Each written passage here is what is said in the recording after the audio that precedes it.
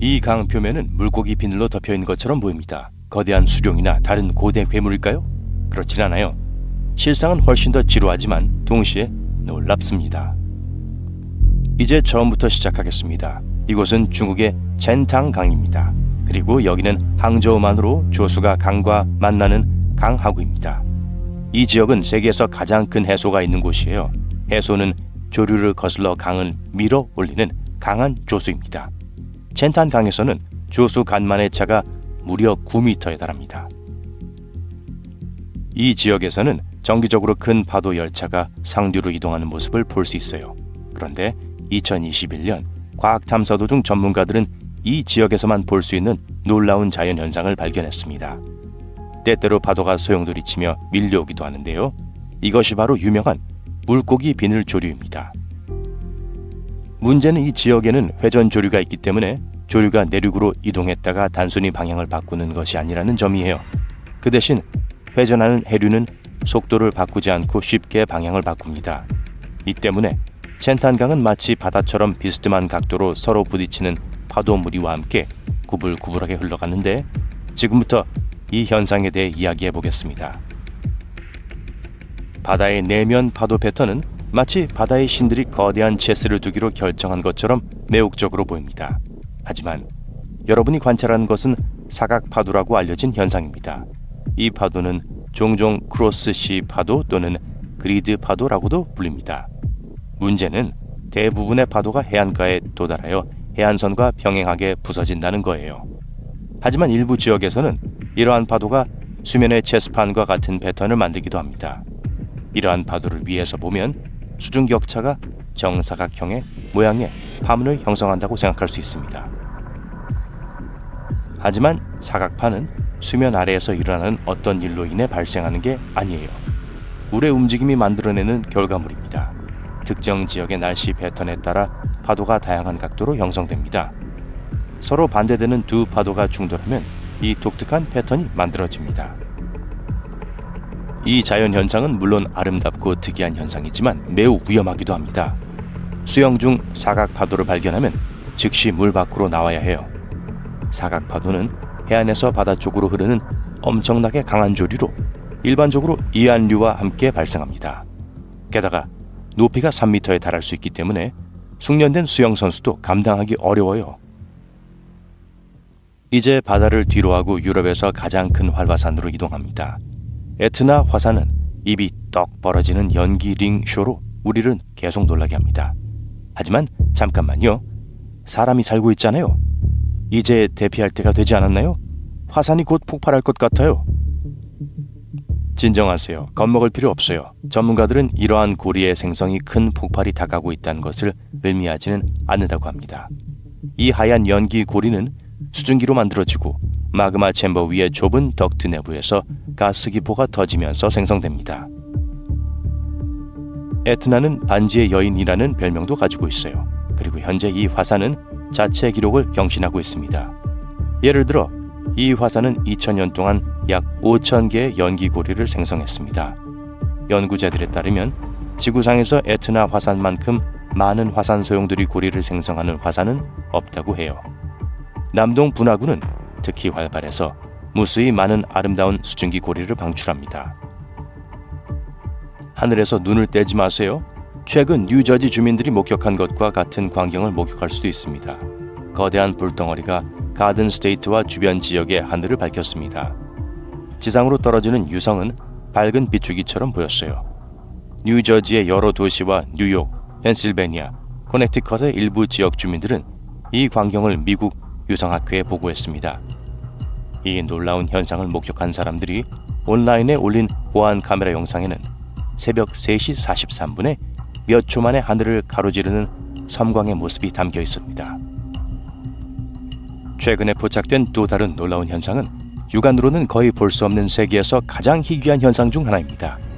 서호주의 한 사진작가는 더비 외곽에서 우기 뇌우를 촬영하던 중 몇 번의 레드 스프라이트를 카메라에 담았습니다. 그는 나중에 그것들이 눈 깜짝할 사이에 사라졌다고 말했어요. 그는 레드 스프라이트를 보라색과 빨간색의 거대한 깃털 같은 덩굴선과 밝은 빨간색 얼룩이라고 묘사했습니다. 레드 스프라이트는 다양한 모양의 붉은 주황색 섬광처럼 보이는 대규모 전기 방전입니다. 몇 분의 1초 동안 지속되고 초강력 번개 후에 발생해요. 보통 네온과 지상 사이의 번개 방전으로 인해 발생하지만 스프라이트는 최대 96km까지 공중으로 솟구쳐 올라갑니다. 흥미롭게도 이 현상은 과학자들이 마침내 영상에 포착하기 전까지 수십 년 동안 무시되고 허구로 여겨져 왔었어요. 그 이후로 붉은 스프라이트는 정기적으로 촬영되고 있습니다. 카타툼보 번개는 세계에서 가장 긴 번개 폭풍입니다. 매년 반복되는 이 폭풍의 중심은 베네수엘라의 마라카이보 호수로 흘러드는 카타툼보 강 하구 상공에 있습니다. 이 폭풍은 일반 폭풍보다 높이 쏟아 있어요. 카타툼보 번개는 1년에 140일에서 160일 밤에 발생하며 하루에 9시간 동안 지속되고 분당 16에서 40번의 번개를 일으킵니다. 번개는 같은 장소에 두 번 치지 않는다는 말을 들어보셨을 거예요. 카타툼보는 이 법칙을 모르는 것 같네요. 적어도 폭풍 구름이 해마다 같은 장소에 모이는 것을 막지는 못하는 것 같네요. 영국에서 언덕길을 걷던 한 동료가 하늘의 천사라고 불리는 기상현상의 놀라운 장면을 포착했습니다. 보세요. 이 장면은 캐논 OD 마크 4 카메라로 촬영되었습니다. 하지만 이 실루엣은 비물질적인 존재가 아니라 원형 무지개 중앙에 있는 사진작가의 그림자에 불과해요. 넋을 잃은 사진작가는 몇 장의 사진을 더 찍고 계속 걸었습니다. 이러한 효과는 관측자가 구름의 상부 표면 위에 서 있을 때 발생합니다. 산이나 다른 높은 지대일 수도 있어요. 그리고 태양은 등 뒤에서 빛나고 있어야 합니다. 관찰자가 그림자를 볼 때 빛은 태양의 바로 맞은편 지점 주위에 기괴한 원형 영광이 나타나는 방식으로 반사됩니다. 오클랜드에서 또 다른 멋진 하늘 현상이 목격됐어요. 이것 좀 보세요. 무엇이 떠오르나요? 다른 문명에서 온 우주선처럼 보인다고 생각하시겠죠? 하지만 드문 기상현상일 뿐입니다. 이 원형 구름을 본 사람들은 모두 구름 덮개에 구멍이 뚫린 것처럼 보인다고 말했어요. 그리고 일부는 그 안에 작은 무지개가 보였다고 덧붙이기도 했습니다. 이 현상은 낙하 줄무늬 구멍과 펀치 구멍 구름으로 알려져 있습니다. 이러한 현상은 매우 드물며 전문가들조차도 자신의 경력을 이어오는 동안 몇 번밖에 본 적이 없다고 합니다. 여기서 일어나는 일은 과냉각된 수분 안에서의 일종의 대기 교란인데 이 교란은 비행기나 그 비슷한 것일 수도 있습니다. 그 결과 과냉각된 물은 빠르게 얼음 결정으로 변합니다. 결정은 주변 구름보다 무겁기 때문에 떨어지면서 구멍이 남게 돼요. 이 과정은 대기권 높은 곳에서 일어나며 몇 분 정도밖에 걸리지 않을 정도로 빠르게 진행됩니다. 다시 현실로 돌아와서 미국 사람들이 목격할 수 있는 현상을 살펴봅시다.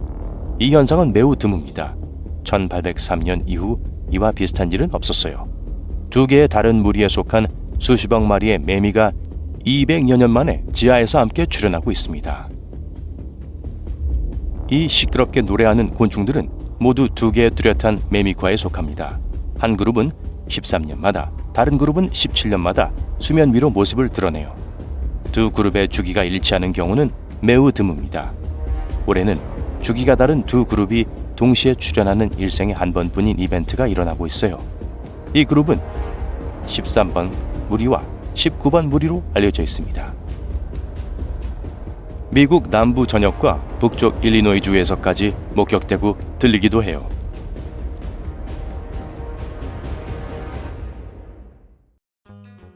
(2019년 1월) 메인주 웨스트브룩에서 사람들은 거대한 얼음 원반을 목격했습니다.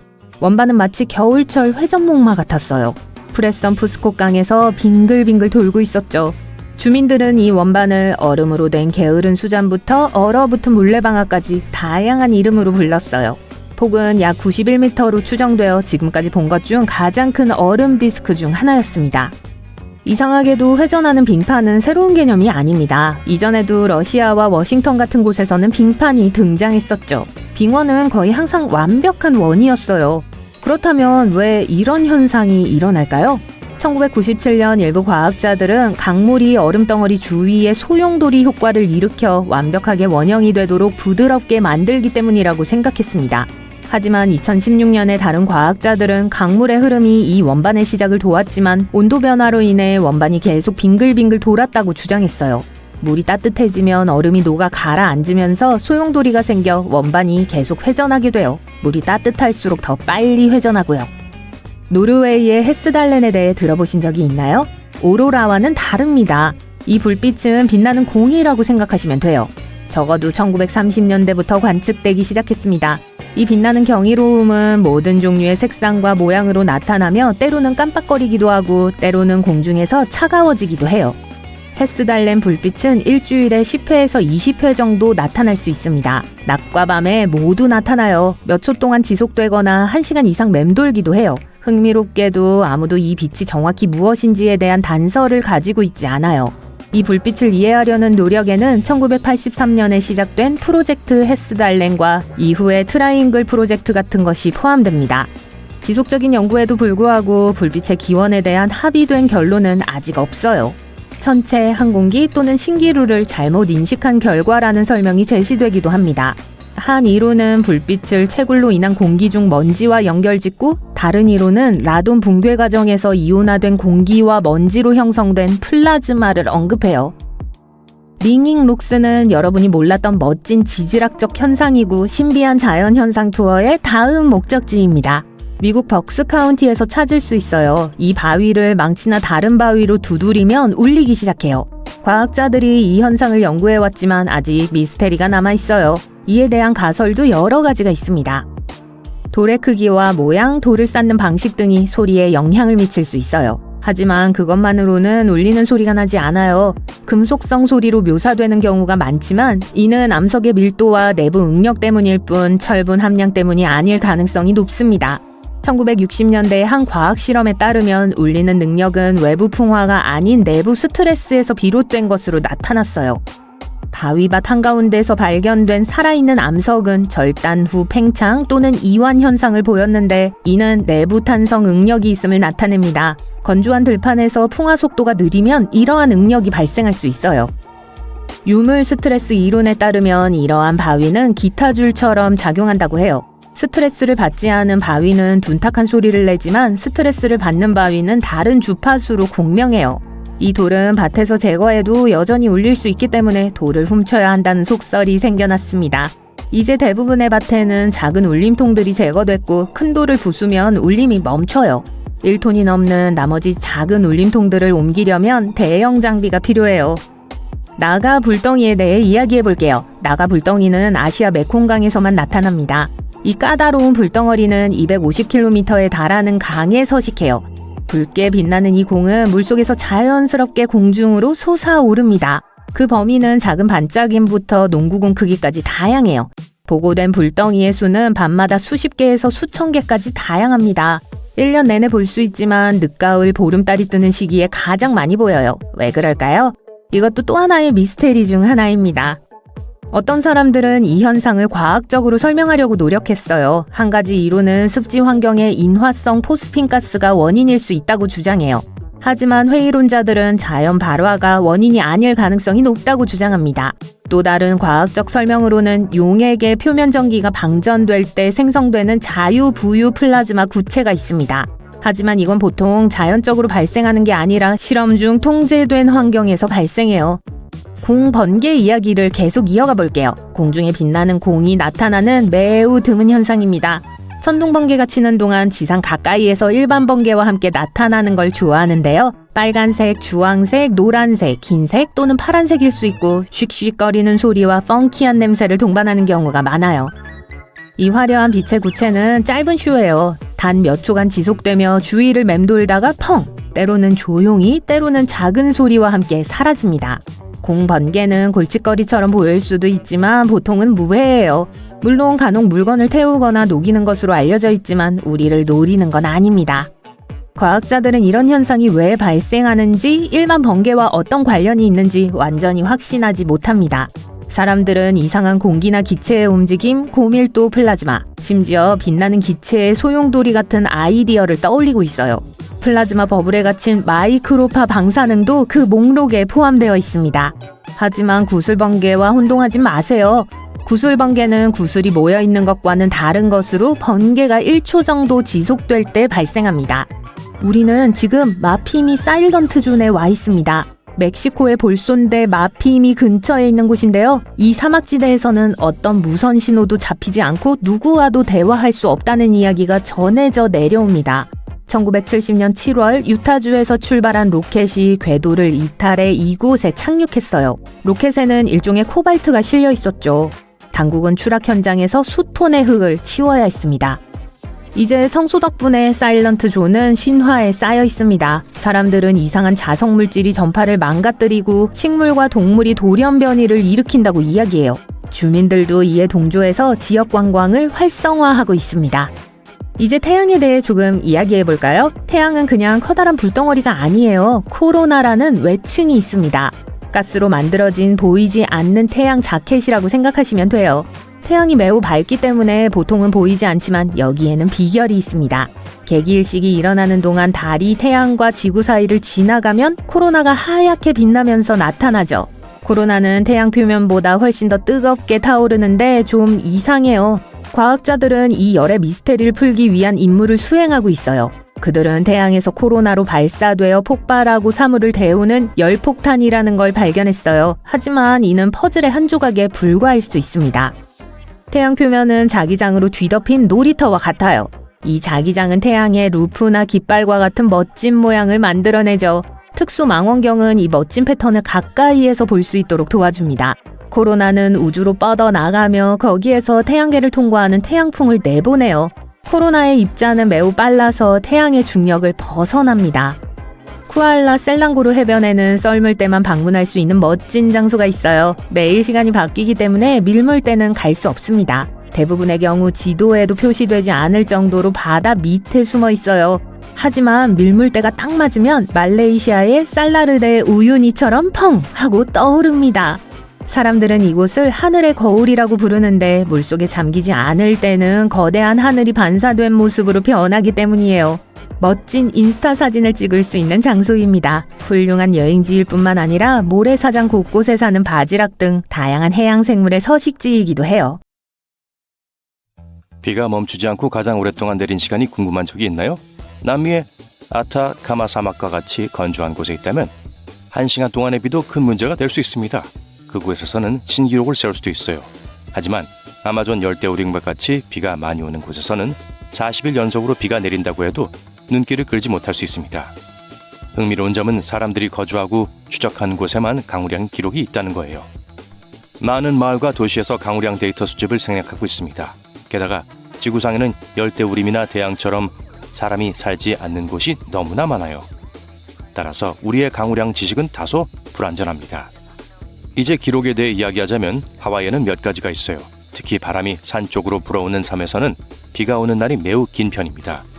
1939년부터 40년까지 측정 가능한 강우량이 연속으로 331일을 기록했어요. 집에서 차 한 잔을 마시며 비를 구경하는 것을 좋아하는 사람에게는 이상적으로 들릴 수 있어요. 하지만 우리는 적어도 가끔은 태양을 볼 필요가 있습니다. 햇볕을 쬐는 건 몸과 마음에 좋아요. 일주일에 몇 번 5에서 15분만 햇볕을 쬐도 비타민 D를 얻을 수 있습니다. 그리고 햇볕 성향이라는 말을 들어보신 적이 있으신가요?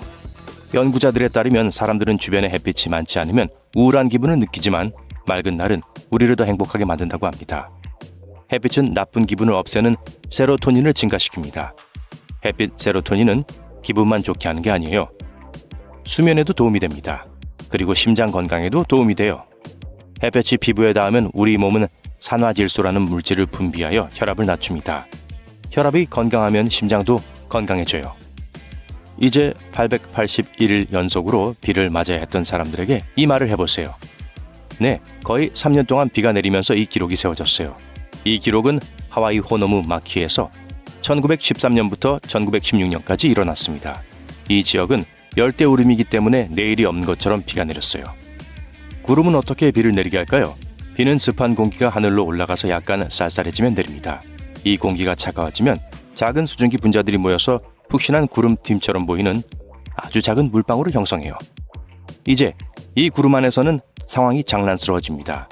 공기가 움직이면서 이 물방울들이 서로 부딪혀서 커질 수 있어요. 그런 다음 추운 구름 위 높은 곳에서 얼음 결정으로 변할 수 있습니다. 이 작은 얼음 친구들은 무거워져서 아래로 굴러떨어지고 지상으로 내려오는 도중에 녹아 비로 변해요. 비에는 한 가지 종류만 있는 게 아니에요. 빗방울은 모든 종류의 폭풍우에서 내릴 수 있습니다. 뇌우가 나타나서 한 방울을 뿌린 다음 사라지기도 해요. 폭풍우는 순식간에 엄청난 양의 비를 쏟아부을 수 있습니다. 겨울 폭풍과 같은 다른 폭풍은 좀 더 느긋한 편이에요. 며칠 동안 머물면서 약한 비를 내리거나 날씨가 충분히 추우면 눈을 내리기도 합니다. 보통 날씨는 기온을 전환해요. 이는 자연의 균형 잡힌 섭리입니다. 폭풍우가 몰아치면 해가 뜨고 공기가 건조해지며 맑은 하늘을 즐길 수 있게 되죠. 하지만 바다 근처에 산이 있는 곳이라면 상황이 달라질 수 있습니다. 습한 바다 공기가 산에 부딪히면 산 위로 올라가면서 때때로 몇 주 동안 지속되는 비가 내리기도 해요. 지구에 200만 년 동안 비가 계속 내리면서 지구의 운명이 완전히 바뀐 시대가 있었다고 한다면 어떨까요? 약 2억 3,400만 년 전 페름기 말기 이야기인데 당시에 제가 살았던 건 아니지만 관련 기사를 읽은 적이 있어요. 장기간의 강우가 시작되면서 트라이아스기 시대가 시작되었습니다. 이 현상은 현재 카리난 플루비알 사건이라고 불려요. 그렇게 부르기로 결정한 거죠. 최근의 연구에 따르면 이 사건이 지구의 지형을 바꾼 것은 아니고 석탄 연소에 의해 촉발되었다는 증거가 있습니다. 비가 계속 내린 것도 아니고요. 네, 우리는 방금 하나의 신화를 폭로했습니다. 우후. 다음으로 주상 접합이 있습니다. 용암 흐름, 문턱, 제방 및 기타 암석에 형성되는 그루브 패턴을 가리키는 멋진 용어인데요. 이러한 용암 생성물은 다양한 모양과 크기로 존재합니다. 대부분은 직선에 평행한 기둥으로 보여요. 일부는 곡선과 다양한 폭을 가지고 있습니다. 높이가 약 3,000cm까지 올라갈 수도 있어요. 계산은 생략하겠지만 대략 30m 정도입니다. 기둥은 압력과 냉각 과정에 의해 형성됩니다. 용암이 차가워지면 수축해서 균열이 생겨요. 균열이 시작되면 용암이 움직입니다. 이 균열은 흐름의 표면으로 확장돼요. 냉각된 용암에 물이 스며들며 표면부터 빠르게 냉각되고 그 흔적을 패턴으로 남깁니다. 캘리포니아의 데블스 포스트 마일은 주상 전리를 보고 싶다면 꼭 방문해야 할 곳이에요. 하지만 전 세계 어디에서나 볼 수 있습니다. 하늘을 향해 고개를 들어 마법 같은 광경을 감상해 보세요. 원주 수평호라고도 불리는 불 무지개는 구름 위에서 춤추는 불꽃처럼 보입니다. 이 눈길을 사로잡는 호를 보려면 권우눈이라는 특수한 구름 유형과 하늘에서 최소 58도 이상의 태양이 있어야 해요. 햇빛과 구름이 만들어내는 최고의 콜라보레이션입니다. 좀 더 자세히 설명해 볼게요. 런던을 예로 들겠습니다. 런던은 북위 51도 정도예요. 런던 시민 여러분 죄송하지만 불 무지개는 볼 수 없어요. 이제 심해로 이동해서 수중작물 서클을 살펴볼게요. 1995년 일본 남부 해안 근처에서 발견된 거대한 원형문입니다. 지역 주민들은 당황했어요. 마치 바다에 샌드 아트에 대한 비밀스러운 재능이 있는 것처럼 미스터리 서클이라고 불렀습니다. 이 수수께끼는 2011년 만에 풀렸어요. 이 예상치 못한 예술가는 길이가 13cm에 불과한 작은 보고로 밝혀졌습니다. 연구진은 수컷 보고가 7에서 9일 동안 헤엄쳐 다니며 지느러미로 모래바닥을 계곡을 파고 원을 그리며 임무를 수행하고 있다는 사실을 알아냈습니다. 그들은 조개 껍질과 산호 조각으로 작품의 정점을 장식하여 모래 캔버스를 걸작으로 만듭니다. 좋아요. 예술을 위해서 그런 건 아니에요. 이 호기심 많은 동그라미에는 목적이 있습니다. 원의 모래 중앙은 둥지 역할을 해요. 수컷 보고는 헤엄치는 동작을 통해 모래 입자를 필요한 곳에 모이게 합니다. 암컷 보고가 지나가면 수컷은 빙글빙글 돌며 춤을 추고 모래를 휘저어요. 암컷 보고는 수컷이 자신의 짝이라고 생각하면 원의 모래 중심부에 알을 낳습니다. 또 다른 해피엔딩이 시작되는 거죠. 이제 서리꽃을 살펴봅시다. 섬세한 꽃잎처럼 보이는 얇은 얼음 조각이 식물의 줄기에서 튀어나오는 것을 본 적이 있을 거예요. 얼음은 신용카드만큼 두껍습니다. 날씨가 추울 때 형성되어 토양은 축축하지만 얼지 않은 상태고 식물 줄기도 마찬가지예요. 모든 식물이 이 서리꽃을 피우는 것은 아니며 조건이 맞아야 합니다. 그 원리는 다음과 같아요. 식물의 줄기 안에 물은 땅에서 끌어올려집니다. 물이 얼면 팽창해서 줄기가 수직으로 갈라져요. 차가운 공기에 닿으면 얼음으로 변합니다. 균열 사이로 더 많은 수분이 빨려 들어가면서 매우 얇은 얼음층을 계속 밀어내요. 서리꽃은 좁은 리본처럼 보이는지 넓은 리본처럼 보이는지는 갈라진 틈의 길이에 따라 달라집니다. 서리가 말려서 꽃잎 모양이 되는 방식은 무작위적이거나 균열의 측면에 따른 마찰의 차이 때문일 수 있어요. 이 서리꽃은 독특하고 섬세하며 오래 지속되지 않고 녹거나 금방 사라집니다.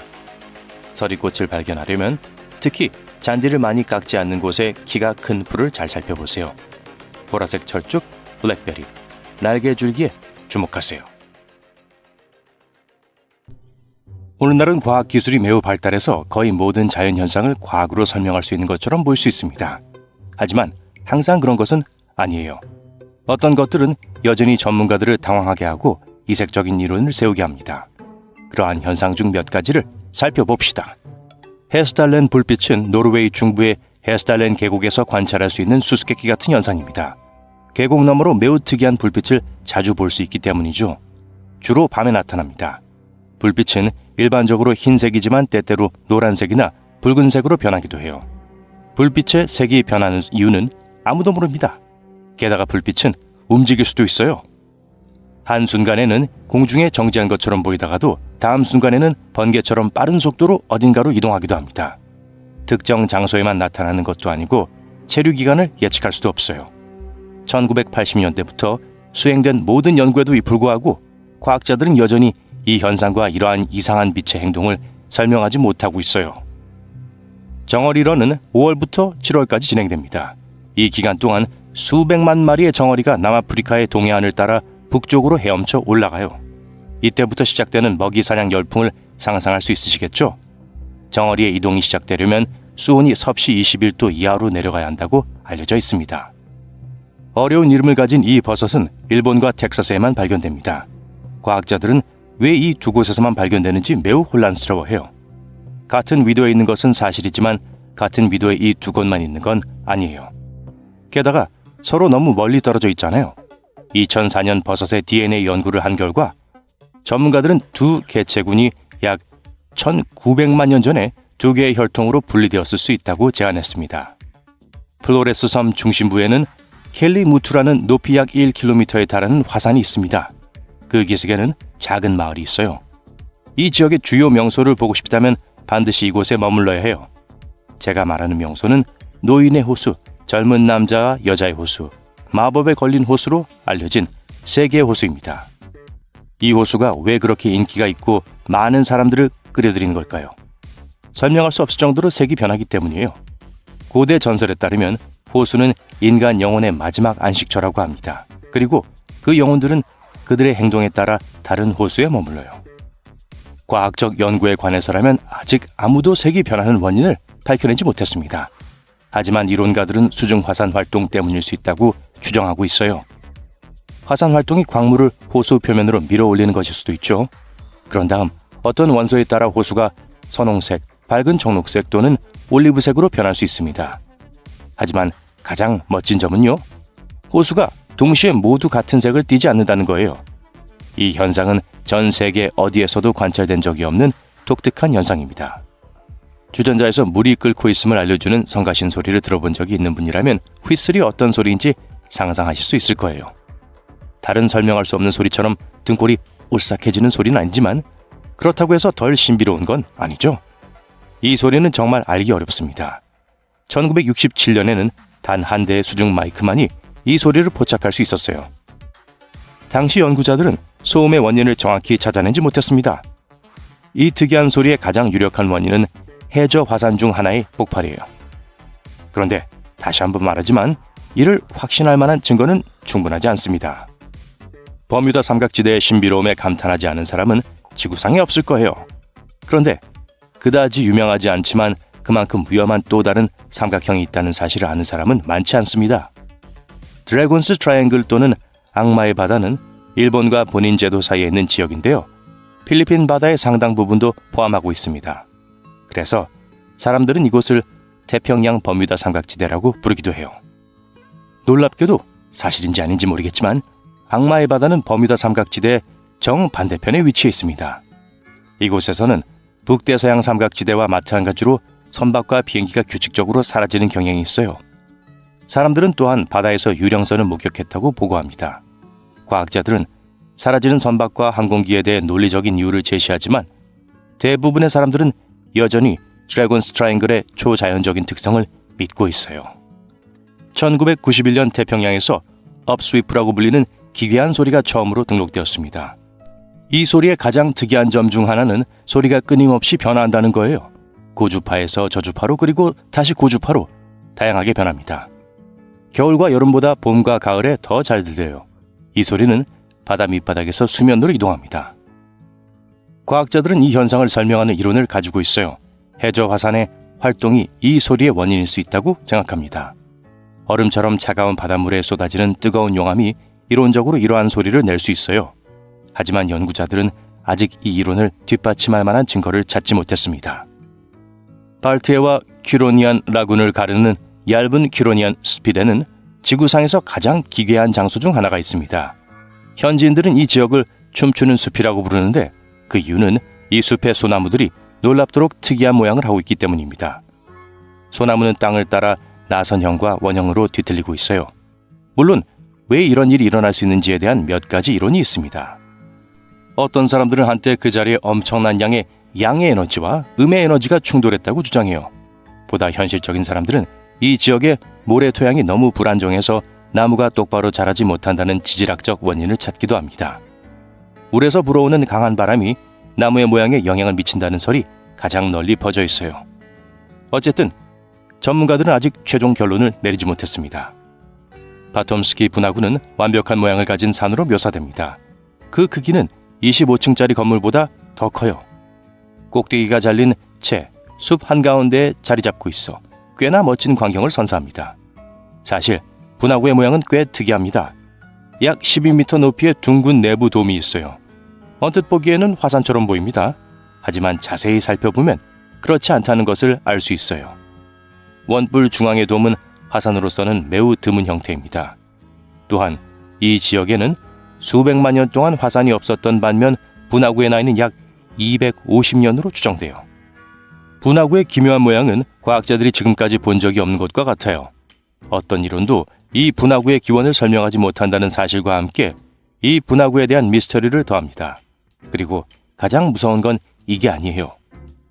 연구자들이 분화구 근처의 나무의 나이테를 분석한 결과 나무가 40년 동안 지속된 이상하게 빠른 성장 기간을 경험했다는 사실을 발견했습니다. 그 후 나무들은 원래대로 자라기 시작했어요. 분화구 근처의 방사선 수준도 인근 지역보다 높습니다. 아무도 이 사실에 대해 설명하지 못해요. 게다가 이 비가 오싹한 지형에서는 아무것도 자라지 않아요. 아마도 분화구에는 끊임없이 움직이는 아름다운 습관이 있기 때문일 거예요. 설명할 수 없는 힘의 영향을 받아 상승과 하강을 반복합니다. 지역 주민들은 그곳에 악마가 깃들어 있다고 믿어요. 아마존 열대우림을 탐사하던 연구원들은 거대한 지형도를 발견했습니다. 땅속에 새겨진 기하학적 그림들인데요. 참호는 폭 11m, 깊이 4m에 달할 정도로 컸습니다. 대부분 1세기에서 15세기 사이 서로 다른 시기에 만들어졌습니다.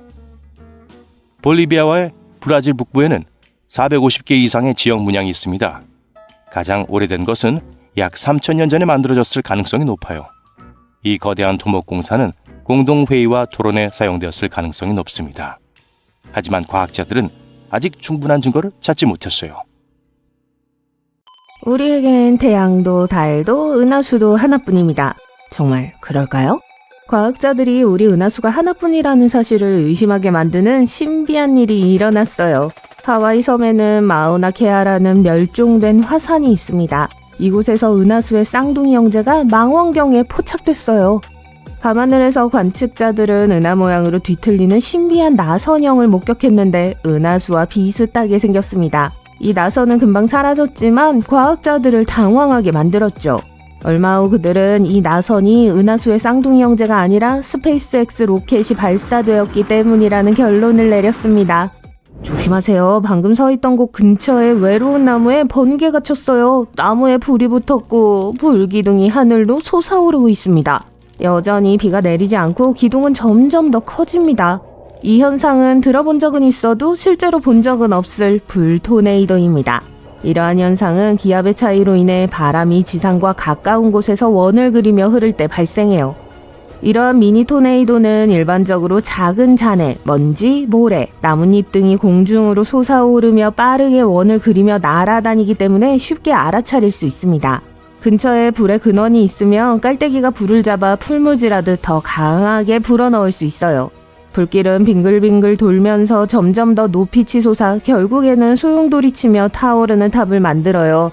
다행히도 불 토네이도는 수명이 짧고 일반적으로 큰 피해를 입히지 않아요.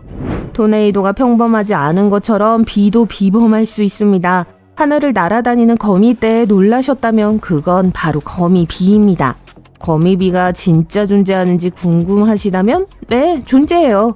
호주에서는 실제로 거미비가 자주 내려요. 심지어 벌룬링이라는 이름도 붙었어요. 거미는 풍선을 타고 나무와 높은 덤불을 기어 올라 그 지역에서 가장 높은 곳에 도달하려고 노력해요. 맨 꼭대기까지 올라가면 거미는 거미줄을 바람에 날려보낼 수 있도록 거미줄을 돌려요. 그리고 용감한 거미는 작은 발로 거미줄을 움켜쥐고 공중으로 날아올라 저 밖에 무엇이든 기다리는 곳으로 날아갑니다. 일반적으로 거미는 무리를 지어 이동하지 않기 때문에 풍선을 날리는 거미는 사람의 눈에 잘 띄지 않아요. 갑자기 거미가 얼굴에 내려앉는다면 꽤 충격적인 경험이 될 수도 있지만 반면 한 번에 2마리 이상의 거미를 만나는 건 매우 드문 일이에요. 하지만 비나 바람이 많이 오는 등 날씨가 특히 나빠지면 수천 수백만 마리의 거미가 한꺼번에 더 따뜻한 곳으로 이동하기 위해 하늘로 날아갈 때가 되었다고 판단할 수 있어요. 바로 이때 거미비가 발생합니다. 가장 최근인 2012년과 2015년에 거미비를 목격한 사람들은 거미들이 거미줄 낙하산을 타고 천천히 내려와 지면에 내려앉아 하얗게 변하는 모습이 마치 눈이 내리는 것 같았다고 말합니다. 이제 창밖을 내다보면 무지개라는 놀라운 광경이 펼쳐집니다. 하지만 이미 어두워졌고 달은 맑은 밤하늘에 빛나고 있어요. 잠깐만요. 바로 그거예요. 달무리. 달 무지개라고도 불리는 이 현상은 극히 드물게 발생합니다. 소나기가 내린 후 맑은 달밤에 나타난다는 점을 제외하면 모든 면에서 일반 무지개와 비슷해요. 이런 광경에 감사하며 잠이 듭니다. 다음날 아침 다시 창밖을 내다보니 갑자기 햇빛이 완전히 가려져 다시 밤이 된 것 같아요. 멀리서 바스락거리는 소리와 어떤 종류의 울음소리가 들려요. 의아한 마음에 고개를 들어 하늘을 보니 햇빛을 모두 가릴 정도의 수천 마리 새가 하늘에 떠 있는 거였어요. 덴마크어로 검은 태양이라는 뜻의 소트솔은 매우 잘 어울리는 이름이에요. 이름에서 알 수 있듯 보통 덴마크에서만 일어나는데 수많은 철새 찌르레기들이 겨울을 날 곳을 찾기 위해 동시에 하늘로 날아오르는 현상이에요. 그 수가 너무 많아서 잠시 동안 하늘이 검게 변할 정도예요. 지금 여러분이 있는 곳에서 찌르레기들은 무엇을 하고 있을까요? 돈은 나무에서 자라지 않지만 하늘에서 떨어질 수 있습니다. 언젠가는 그런 종류의 비, 즉 머니 샤워를 보고 싶네요. 실제로 독일에서 그런 일이 있었어요. 사람들은 고층 건물에서 지폐가 떨어지는 걸 목격했어요. 누군가 실수로 돈이 든 가방을 창문 밖으로 떨어뜨린 것일지도 모르죠. 그 돈은 약 5만 유로였어요. 운 좋게도 그런 비를 맞은 사람들은 매우 정직한 사람들로 밝혀졌고 그 빗방울, 즉 지폐를 경찰에 넘겼습니다. 이런 종류의 두 번째 비가 올 때까지 기다리지 말고 일자리를 찾아보세요. 모든 비가 머리에 쏟아지는 돈만큼 기분 좋은 건 아닙니다. 1876년 켄터키주 올림피아 스프링스에서 꽤 불쾌한 종류의 비가 내렸어요. 크라우치 부인이 집 밖에서 비누를 만들고 있었는데 갑자기 하늘에서 날고기 조각이 사방에서 떨어지기 시작했다고 해요. 그중 일부는 지름이 7cm가 넘는 꽤 큰 덩어리였어요. 네, 켄터키 프라이드 치킨을 고르고 싶었지만 본의 아니게 켄터키 미트 샤워를 선택하게 됐죠. 지역신문은 정체를 밝히지 않기로 한 두 사람이 고기를 맛본 결과 양고기 또는 사슴고기라고 결론 내렸다고 보도했습니다. 몇 달 후 과학자들은 이 이상한 사건의 진실을 알아내기로 결정했어요. 연구원 중 한 명이 가장 합리적인 결론을 내릴 때까지 열띤 논쟁이 벌어졌습니다. 고기비는 당시 마을 상공을 날아다니던 독수리들 때문이었을 거예요. 독수리는 방어 메커니즘 또는 더 빨리 날기 위해 몸을 가볍게 만들려고 비행 도중에 먹이를 역류시키기도 해요. 불행히도 크라우치 부인의 집 바로 위에서도 그런 일이 일어났을 거예요. 전 캘리포니아가 좋아요. LA로 순간이동해 봅시다. 저기 보이시나요? 여러분 바로 위에 아름다운 무지개 구름이 펼쳐져 있어요. 이를 파이어 레인보우 또는 원호라고 합니다. 다시 말씀드리는데 드문 일이지만 여기 로스앤젤레스에서는 베를린보다 훨씬 더 자주 볼 수 있어요. 파이어 레인보우는 조건이 맞을 때만 나타납니다. 장소는 적도에 가까워야 하고 하늘이 맑아야 하며 하늘에 깃털 같은 구름이 있어야 해요. 태양의 위치도 중요한데 수평선 위 58도보다 높아야 해요. 이러한 구름은 얼음 결정으로 만들어져 있고 태양광선이 닿으면 입자가 빛을 굴절시켜 무지개를 만들어요. 다른 별것 아닌 것처럼 보일 수 있습니다. 다른 장소에서 다른 크기로 볼 수 있기 때문이죠. 하지만 어떻게 색이 다를 수 있을까요? 오늘은 밝고 노란색으로 보이고 내일은 불길하게 어두운 붉은색으로 보이는 이유는 좀 더 복잡해요. 지구 대기권 밖에서 바라본 달의 자연스러운 색은 갈색을 띤 회색입니다. 우리 머리 바로 위에서 볼 때는 반사된 빛이 비교적 얇은 대기층을 통과하기 때문에 보통 밝고 거의 흰색에 가깝게 보이죠. 빛을 차단하거나 굴절시키는 것이 거의 없기 때문에 매우 선명합니다. 달이 수평선 바로 위에 보이면 노란색, 주황색, 심지어 빨간색으로 보일 수도 있어요. 이 효과는 일출이나 일몰 시 태양이 붉게 보이는 현상과 유사합니다. 빛이 그 위치에서 눈에 도달하기까지 훨씬 더 먼 거리를 이동하기 때문에 스펙트럼의 파란색 부분이 대부분 손실돼요. 이로 인해 빛의 색이 훨씬 더 따뜻한 색으로 바뀝니다. 또한 파란색으로 보일 수도 있는데 그 이유는 공기 중에 미세 입자가 존재하기 때문이에요. 달은 어쨌든 빛을 굴절시키기 때문에 대기권 밖에서 달이 보이는 그대로는 아니지만 평소보다 커지면 달의 색이 푸르스름하게 변해요. 마지막으로 달이 보라색으로 보일 수 있는 극히 드문 경우가 있어요. 왜 이런 현상이 일어나는지는 아무도 확실히 알 수 없지만 천문학자들은 대기, 먼지 입자, 그리고 아마도 다른 무언가의 조합일 것이라고 생각해요. 명확한 설명은 아직 없습니다. 안녕하세요. 불 무지개에 대해 들어본 적 있으세요? 네, 저도 들어본 적 없어요. 수평호는요? 그럴 줄 알았어요. 근데 참고하세요. 둘은 같은 거예요. 언뜻 보면 그림 같아 보여요. 아니면 하늘에 무지개 색깔의 물보라가 튄 것 같죠.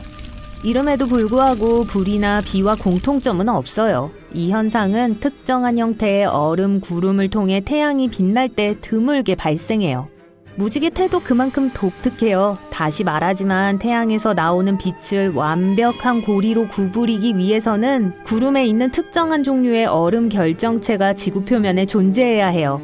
달빛에도 같은 현상이 일어날 수 있어요. 유일한 차이점은 달무리는 보통 흰색이고 태양무리는 무지개색일 수 있다는 거예요.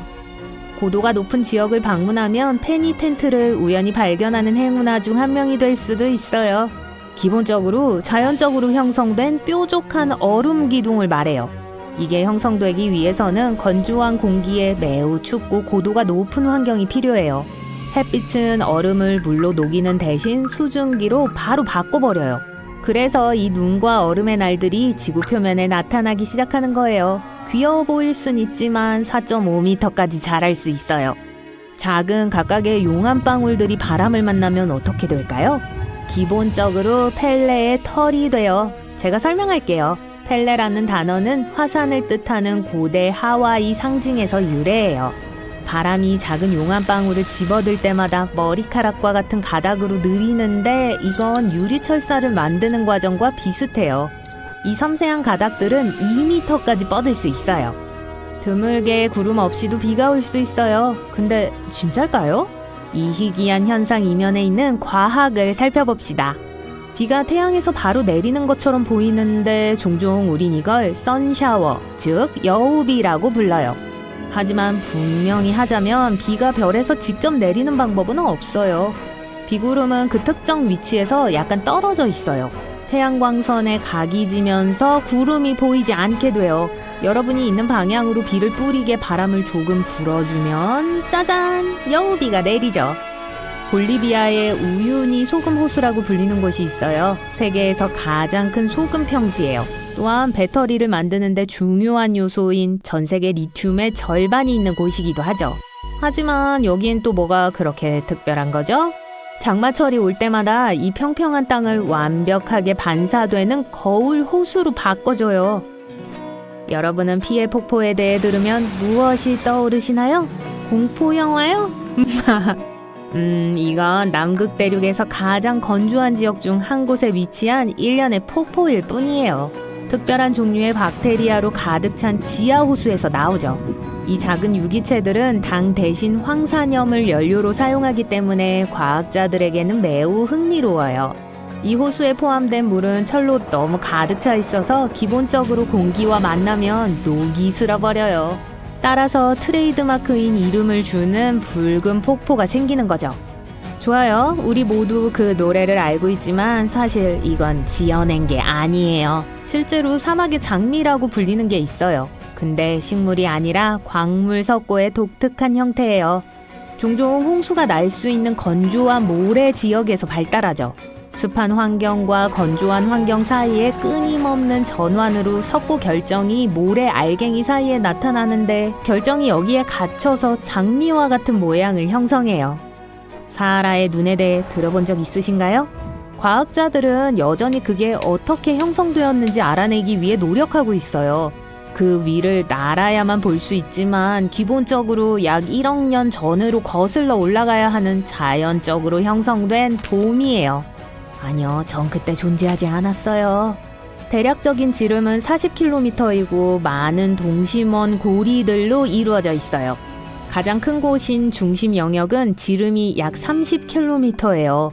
우주 비행사들이 그걸 발견한 최초의 사람들이었고 그 이래 계속 연구되고 있어요. 사실 지금까지도 플로리다에 착륙할 때 사하라에 눈이 보이면 거의 집에 다 왔다는 걸 알아요. 세계에서 가장 아름다운 색깔의 나무들 중 하나가 필리핀과 인도네시아에 위치해 있어요.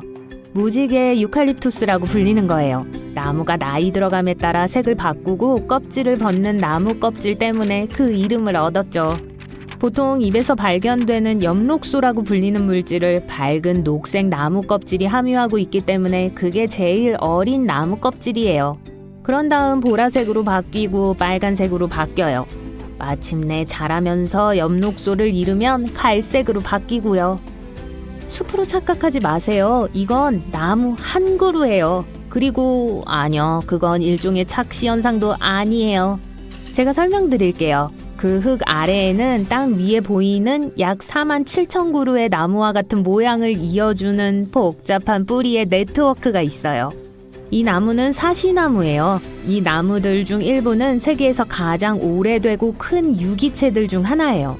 자, 여기 모든 여행객들에게 좋은 목적지가 있네요. 아니면 별로 안 좋을 수도 있고요. 나사가 발표한 최근 자료에 따르면 세계에서 가장 번개가 많이 치는 지역은 베네수엘라의 마라카이보 호수라고 해요. 이곳에선 1년 중 300일이 뇌우를 동반해요. 그런데 지역이 뭐가 그렇게 독특해서 폭풍우가 자주 일어날까요? 왜냐하면 이곳은 차가운 산의 공기가 따뜻하고 습한 바람을 만나 호수 위로 전기를 만들어내는 곳이기 때문이에요. 이터널 플레임 폭포는 캐나다 국경 근처의 뉴욕주 북부에 위치해 있어요. 이 지역에는 엄청난 비밀을 가진 작은 폭포가 있어요. 약 20cm짜리 높이의 불꽃이에요. 알고 보니 불꽃의 연료를 공급하는 천연가스 누출이 폭포 뒤에 있었던 거예요. 불꽃이 거의 항상 켜져 있을 수 있도록 폭포가 충분히 덮어주고 있어요. 등산객들은 불을 꺼진 걸 보면 다시 불을 붙이는 걸 좋아해요.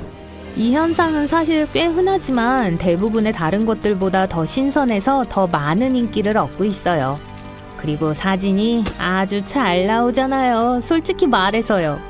황사, 백사, 그리고 심지어 흑사에 대해서도 여기저기서 들어봤어요. 하지만 지금까지 녹색 해변은 들어본 적이 없어요. 그린샌드 비치라고도 알려진 파파콜레아는 하와이에 위치해 있으며 녹색 모래를 특징으로 하는 세계에서 몇 안 되는 해변 중 하나예요. 이 독특한 색깔은 근처에 화산이 폭발했을 때 형성된 감람석으로부터 생겨났어요. 사실 하와이에서는 모든 화산이 근처에 가까이 있어요. 녹색 모래는 그만 볼게요. 왜냐하면 세계의 다른 해변 중 일부는 밤에도 빛날 수 있거든요. 그리고 이건 완전 천연이에요. 범인이요? 식물성 플랑크톤이라고 불리는 작은 것 때문이에요. 또는 미세조류라고 불리기도 해요. 이것들은 기본적으로 엽록소를 포함하고 있고 살고 자라기 위해 햇빛을 필요로 하는 작은 식물이에요. 대부분의 식물성 플랑크톤은 물 아래 햇빛이 여전히 닿을 수 있는 바다의 상층부에서 떠다닐 수 있어요. 식물성 플랑크톤은 파도와 해류의 움직임에 의해 뒤흔들리게 될 때 빛을 발산하는데 밤 동안에는 어떤 빛 같아 보이기도 하죠. 이 특별한 미생물들은 몰디브, 푸에르토리코, 그리고 에버글레이즈와 같은 세계의 많은 곳들의 해변에서 발견돼요. 와이오밍주 애프턴 바로 바깥에 위치한 산의 밑바닥에는 간헐천이라고 불리는 작은 강이 있어요. 전 세계에 이런 종류는 3개밖에 없어요. 하지만 이 작은 물줄기를 신비롭게 만드는 건 뭘까요? 아마 몇 분마다 시작하고 멈춘다는 사실 때문일까요? 과학자들은 아직 왜 이런 일이 일어나는지 정확히 찾아내지 못했어요. 강물을 자주 시작하고 멈추게 하는 게 그저 땅속 깊은 곳에서 일어나는 사이폰 효과일 뿐이라고 추측하고 있죠. 만약 여러분이 이걸 확인하는 데에 관심이 있다면 늦여름에 꼭 확인하도록 하세요. 그때가 간헐천이 제일 활동적일 때거든요. 아이러니한 게 보이시나요? 간헐천을 여름에만 볼 수 있다고요? 네, 여기까지입니다. 여러분은 지금 칠레 북부의 아타카마 사막에 있습니다. 지구상에서 가장 건조한 곳 중 하나죠. 하지만 이 사막에는 아름다운 비밀이 있어요. 3년에서 5년마다 갑자기 꽃이 만발하기 시작하거든요. 이곳은 꽃피는 사막이라고 불릴 정도로 유명합니다. 씨앗들은 땅속에서 약간의 비를 기다려요. 사막에 충분한 물이 생기면 약 200종의 꽃들이 피어납니다. 아타카마의 누런 모래가 보라색, 흰색, 녹색, 분홍색으로 변하죠. 사막에서 볼 수 있는 또 다른 신비로운 현상은 모래폭포예요. 바람이 협곡의 가장자리로 많은 모래를 가져오면 아래로 떨어지기 시작합니다. 이 효과를 100배 증폭시키면 사우디아라비아에 있는 것 같은 모래폭포가 생겨요. 정말 나이아가라 폭포 같아요. 물은 한 방울도 없어요. 지역 주민들은 이 현상이 모래폭풍이 임박했음을 경고한다고 말합니다. 엘프링 혹은 픽시링이라고 알려진 요정의 고리는 초원과 숲이 우거진 지역에 버섯이 신비로운 원형으로 자라는 현상이에요. 왜 요정의 고리가 거의 완벽한 원형인지에 대해서는 많은 논쟁이 있어요. 어떤 미신에 의하면 요정들의 춤이 땅을 태워 버섯이 빨리 자라게 하는 것이라고 해요. 남부 인도에서 2001년 7월과 9월 사이 사람들은 역사상 기록된 가장 이상한 기상현상 중 하나를 목격했습니다. 붉은 비가 내렸어요. 전형적인 폭풍우라고 생각했던 것이 많은 사람들을 충격에 빠뜨렸어요. 비의 색깔은 옷에 물을 들일 정도로 밝았어요. 녹색, 노란색, 갈색, 그리고 심지어 검은색 같은 다른 색깔도 있었습니다. 우기가 한창일 때 붉은 비가 내리기 시작했고 몇 주 동안 주기적으로 내렸어요. 연구원들은 이 특이한 비가 먼지나 녹조에 의해 색깔을 띠게 된다는 걸 발견했어요. 그러니까 이 비를 맛보려고 하지 마세요. 과학자들은 어떻게 녹조가 하늘 위로 올라갔는지 완전히 알지 못합니다. 그래서 이런 현상은 더욱 불안하게 느껴져요. 노르웨이 중부 시골 헤스달렌 계곡 위에 사는 사람들은 종종 하늘을 가로지르는 흰색, 노란색, 빨간색에 떠다니는 불빛을 목격합니다. 그 불빛은 낮과 밤에 모두 나타나며 80년대에는 한 주 동안 15번에서 20번 발견된 적도 있어요. 헤스달렌의 빛은 몇 초 동안 지속되지만 때때로 1시간 이상 지속될 수도 있어요. 불빛은 떠다니거나 심지어 흔들리는 것처럼 움직여요. 어떤 과학자들은 이 불빛의 원인이 이온화된 철분 먼지 때문이라고 믿고 또 어떤 과학자들은 나트륨, 산소, 수소를 포함하는 연소 때문이라고 해요. 또 어떤 사람들은 미확인 비행물체라고도 주장합니다. 스노우 도넛은 가장 보기 드문 기상학적 광경 중 하나인데 그 현상을 위해서는 완벽한 기상 조건이 필요하기 때문이에요. 로키 산맥과 같은 눈 덮인 산간 지역에서 발견되고 바람, 온도, 눈, 얼음, 습기가 모두 적합할 때만 우리가 이 경이로운 고리들을 목격할 수 있어요. 땅에 젖은 눈의 얇은 층이 필요해요. 그 층 아래에는 얼음이나 가루, 눈이 있어야 합니다. 그리고 도넛을 마치 눈덩이처럼 언덕 아래로 굴릴 만큼 충분히 강한 바람이 불어야 해요. 일단 구르기를 멈추면 야구공 크기이거나 자동차 타이어만큼 클 수 있어요. 모두 바람이 얼마나 강한가에 달려있죠. 새로 형성된 스노우 도넛은 오래 지속되지 않으니까 얼른 카메라를 가져오세요. 그리고 머리 조심하세요. 여러분은 지구상의 다른 행성과 비슷한 생태계와 대기를 가진 곳이 있다는 걸 믿을 수 있나요? 자, 믿으세요. 루마니아 남동부에 위치한 모빌 동굴은 무려 550만 년 동안 완전한 어둠 속에 닫혀 있었습니다. 인부들이 건설 부지를 찾다가 비로소 그 동굴에 대해 알게 됐을 때까지는요. 과학자들은 동굴의 입구를 팠고 그 안에 완전히 독립적인 생태계가 번성하고 있다는 것을 발견했습니다. 수많은 터널을 지나 바위를 통과하는 통로가 뚫렸을 때 과학자들은 썩은 달걀 냄새가 나는 유황수 호수를 발견했어요. 공기는 황화수소로 가득 차 있었고 지구의 대기가 포함하고 있는 것보다 100배나 많은 이산화탄소를 가지고 있었어요. 말할 필요도 없이 이 공기는 독성이 강해요. 더 이상한 건 완전한 생태계가 이 동굴 안에 존재하고 있고 지구상의 어느 곳에서도 찾아볼 수 없는 33종의 생물이 있었다는 사실이에요. 이 동굴은 완전히 다른 대기를 가진 다른 행성에 무엇이 존재할 수 있는지를 우리에게 보여줍니다. 이런 곳이 아무도 모르게 지금까지 지구에 존재해왔다는 사실이 믿기 힘들 정도예요. 이 나무들 좀 보세요. 인도 고무나무예요. 이 나무의 튼튼한 뿌리는 지하가 아니라 표면에서 자랍니다. 특수한 틀과 고정장치의 도움으로 사람들은 이 뿌리가 자라는 방식을 조절하는 법을 배웠어요. 나무가 작은 구덩이 옆에 있다고 가정해보세요.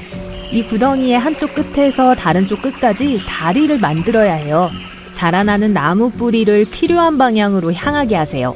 시간이 지남에 따라 뿌리가 땅속으로 침투하여 끝없는 폭우 속에서 튼튼해집니다. 다리 하나를 만드는데 약 15년이 걸려요. 여기 생명의 나무라고 불리는 또 하나의 놀라운 나무가 있습니다. 바레인의 사막에서 자라요. 그 나무는 수킬로미터의 모래에 둘러싸인 이 모래 언덕 위에 400년 이상 서 있었어요.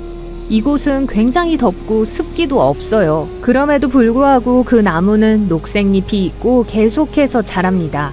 지금까지 과학자들은 그 나무가 어떻게 수분과 영양분을 얻는지 아직 알아내지 못했어요. 주변에는 석유가 매장된 곳만 있어요. 지역 주민들은 그 나무가 신성하다고 생각합니다. 생명의 마법과 자연의 힘을 보여주기 때문이죠. 일부 전문가들은 이 모든 것이 뿌리 덕분이라고 확신해요. 뿌리가 매우 깊어서 지하 수원에 도달할 수 있을 거예요. 지금 여러분은 밤새도록 몇 시간 동안 운전하고 있어요. 잠을 못 자서 정신이 몽롱해요. 차를 세우고 팔다리를 뻗기 위해 밖으로 나갑니다. 그리고 나서 하늘을 올려다보고 아름다운 일출을 봐요. 잠깐만요. 하늘에 태양이 3개 있어요. 눈을 비비지만 그대로예요. 하늘에는 여전히 3개의 밝은 태양이 있어요. 우리 태양이 3개로 분열된 게 아니에요. 태양이 2개 더 생긴 것도 아니에요. 이 현상은 선독이라고 불립니다. 주로 심한 서리 동안 발생해요. 하늘의 작은 얼음 결정이 빛을 휘게 하죠. 결과적으로 하늘에서 하나 대신에 3개의 밝은 점을 볼 수 있어요. 이 현상은 공식적으로 후광이라고도 해요. 보통 태양 주위에 있는 원을 가리키죠. 심지어 밤에도 후광을 볼 수 있습니다. 가로등을 보면 불빛 주변에 있는 밝은 원을 볼 수 있어요. 때때로 후광은 더 화려한 형태를 띨 수 있습니다. 만약 공기 중에 얼음이 많다면 빛이 훨씬 더 휘어져요. 마치 거울이 12개 있는 방 안에 있는 것처럼요.